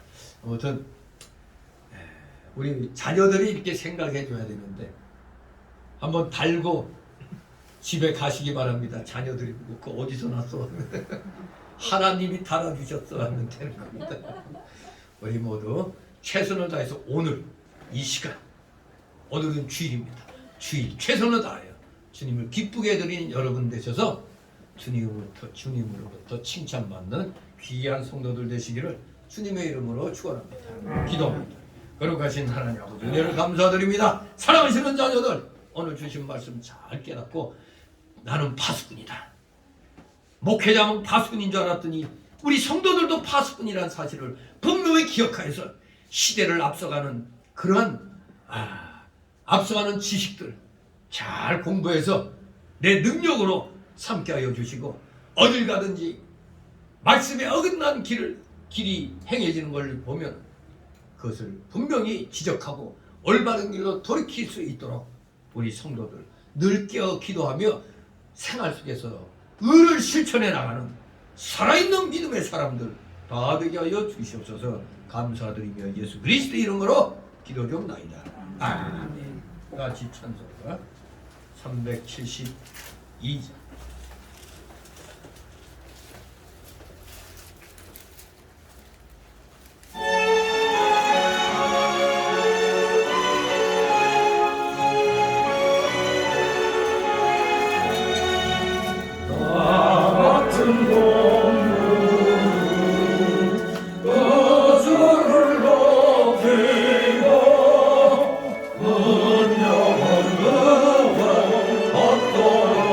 자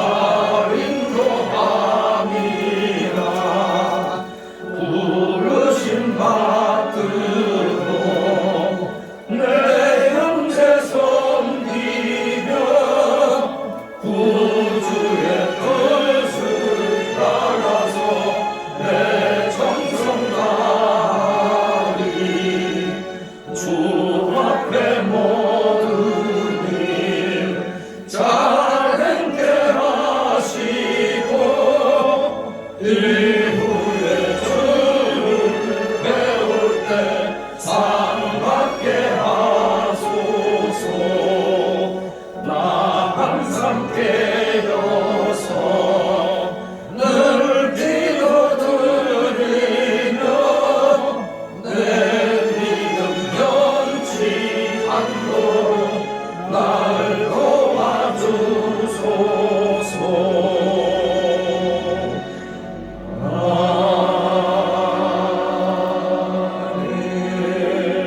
아멘. 잠시 드려진 예물을 놓고 본 기도 올립니다. 거룩하신 하나님 아버지, 오늘도 사랑하시는 자녀들, 하나님께서 허락하여 주신 각자의 생활 영역에서 최선을 다하여 열매 맺은 것들을 오늘 또 이렇게 구분하여 빈손으로 나오지 아니하고 이렇게 주님께 드리게 하시니 감사를 드리옵나이다.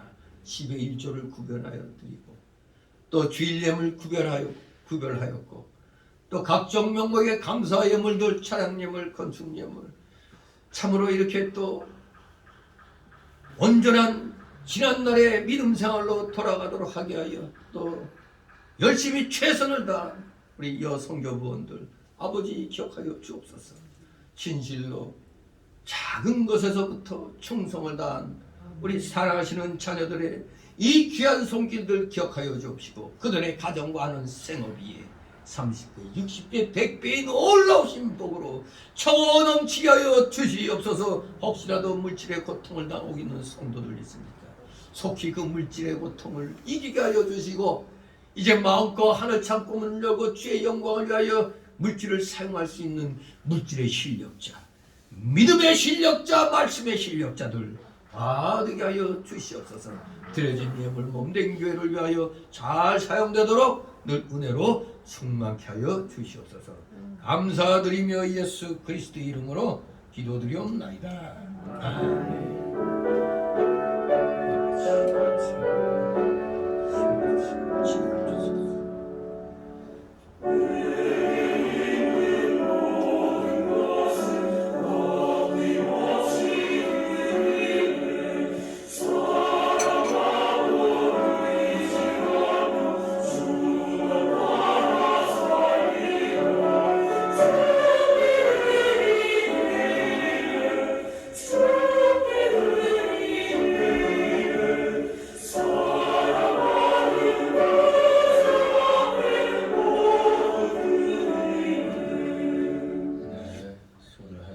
이 시간은 새신자 소개 시간인데 등록된 카드 없습니다. 우리 서로 가볍게 인사들 나누시 바랍니다. 네, 반갑습니다. 네, 더욱더 힘을 내시기 바랍니다. 그래도 가슴에 왜 우리 권사님들 안 달려 있어? 아이 문장이도 지 스스로 무구가 대운장 받았는데 아이 스스로 달아야지. 아무튼 다 여기 부모로서 지금 자녀들 다 장성한 자녀들 있는 여러분들이니까 빠짐없이 다 한 사람도 빠짐없이 다 다시기 바랍니다. 아니, 자랑스럽잖아요. 그냥. 아무튼 자식들 잘 키우셨으니 자신감을 갖기 바랍니다. 그리고 이제 광고 말씀 벌써 이제 5월 두 번째 주일로 들어가 저부터 이제 하복 가운을 이제 입었습니다. 그리고 아직까지는 그 실내에서는 이제 마스크 착용을 하시는 게 아직까지는 좋은 것 같습니다. 그리고 악과 싸우는 여전히 열심히 이 나라에 일어나는 불의와 싸우는 여러 목사님들 또 여러 기독교 시민단체에서 기도해 주시기 바랍니다. 그리고 사과 말씀드릴게 5월부터 이제 교회에서 식사를 하려고 했는데 저놈의 배수 펌프가 고장나서 제가 그걸 갖다 직접 제 손으로 다 분해하고 또 다시 이제 결합하는 과정에서 약간 착오가 생겨서 이제는 정상적으로 이제 가동이 됐지만 계속 우리 여성교회에 있는 분들이 또 다음 주에는 또 무슨 직무교육 받고 해서 그러면 넉넉하게 6월 달부터 이제 점심 식사를 하기로 했으니까 그렇게 하시기 바랍니다. 오늘 북한 그릇 먹으러 왔는데 이럴 수 있느냐 서운해하지 마시고 이제 6월까지만 참아주시기 바랍니다. 그리고 오늘은 어버이날 또 혹시 여러분들 살아계신 부모님들 노인분들 부모님들 계시면은 자녀들에게도 효도받아야 되지만 여러분들 자신도 부모님께 효도하시기 바랍니다. 모두 일어나셨어요? 목사님 선물 있어요? 예? 어버이날 선물 있어요. 그래. 예, 뭐또 주시면 또 받죠.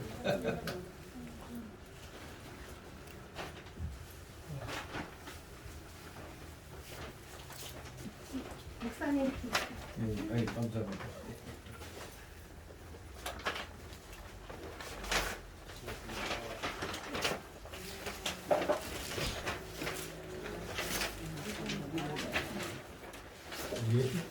이 여성교부가 우리 여러분들에게 자녀들을 대신해서 지금 하고 있습니다. 그리고 집에 가셔서 야 니들은 뭐냐? 네,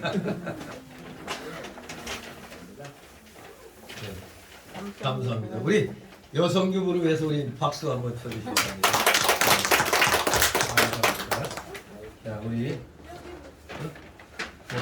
칭찬 그랬으면 반대 받으 다 같이 일어나셔서 62장 찬송 부르시고 62장 찬송 부르시고 우리 축복 기도로 마치겠습니다.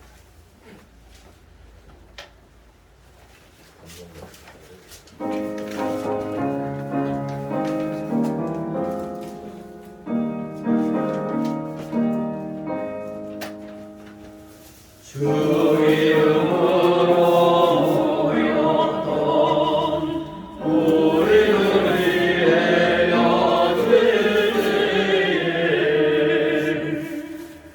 언제나 함께 하시며 영함께 하소서.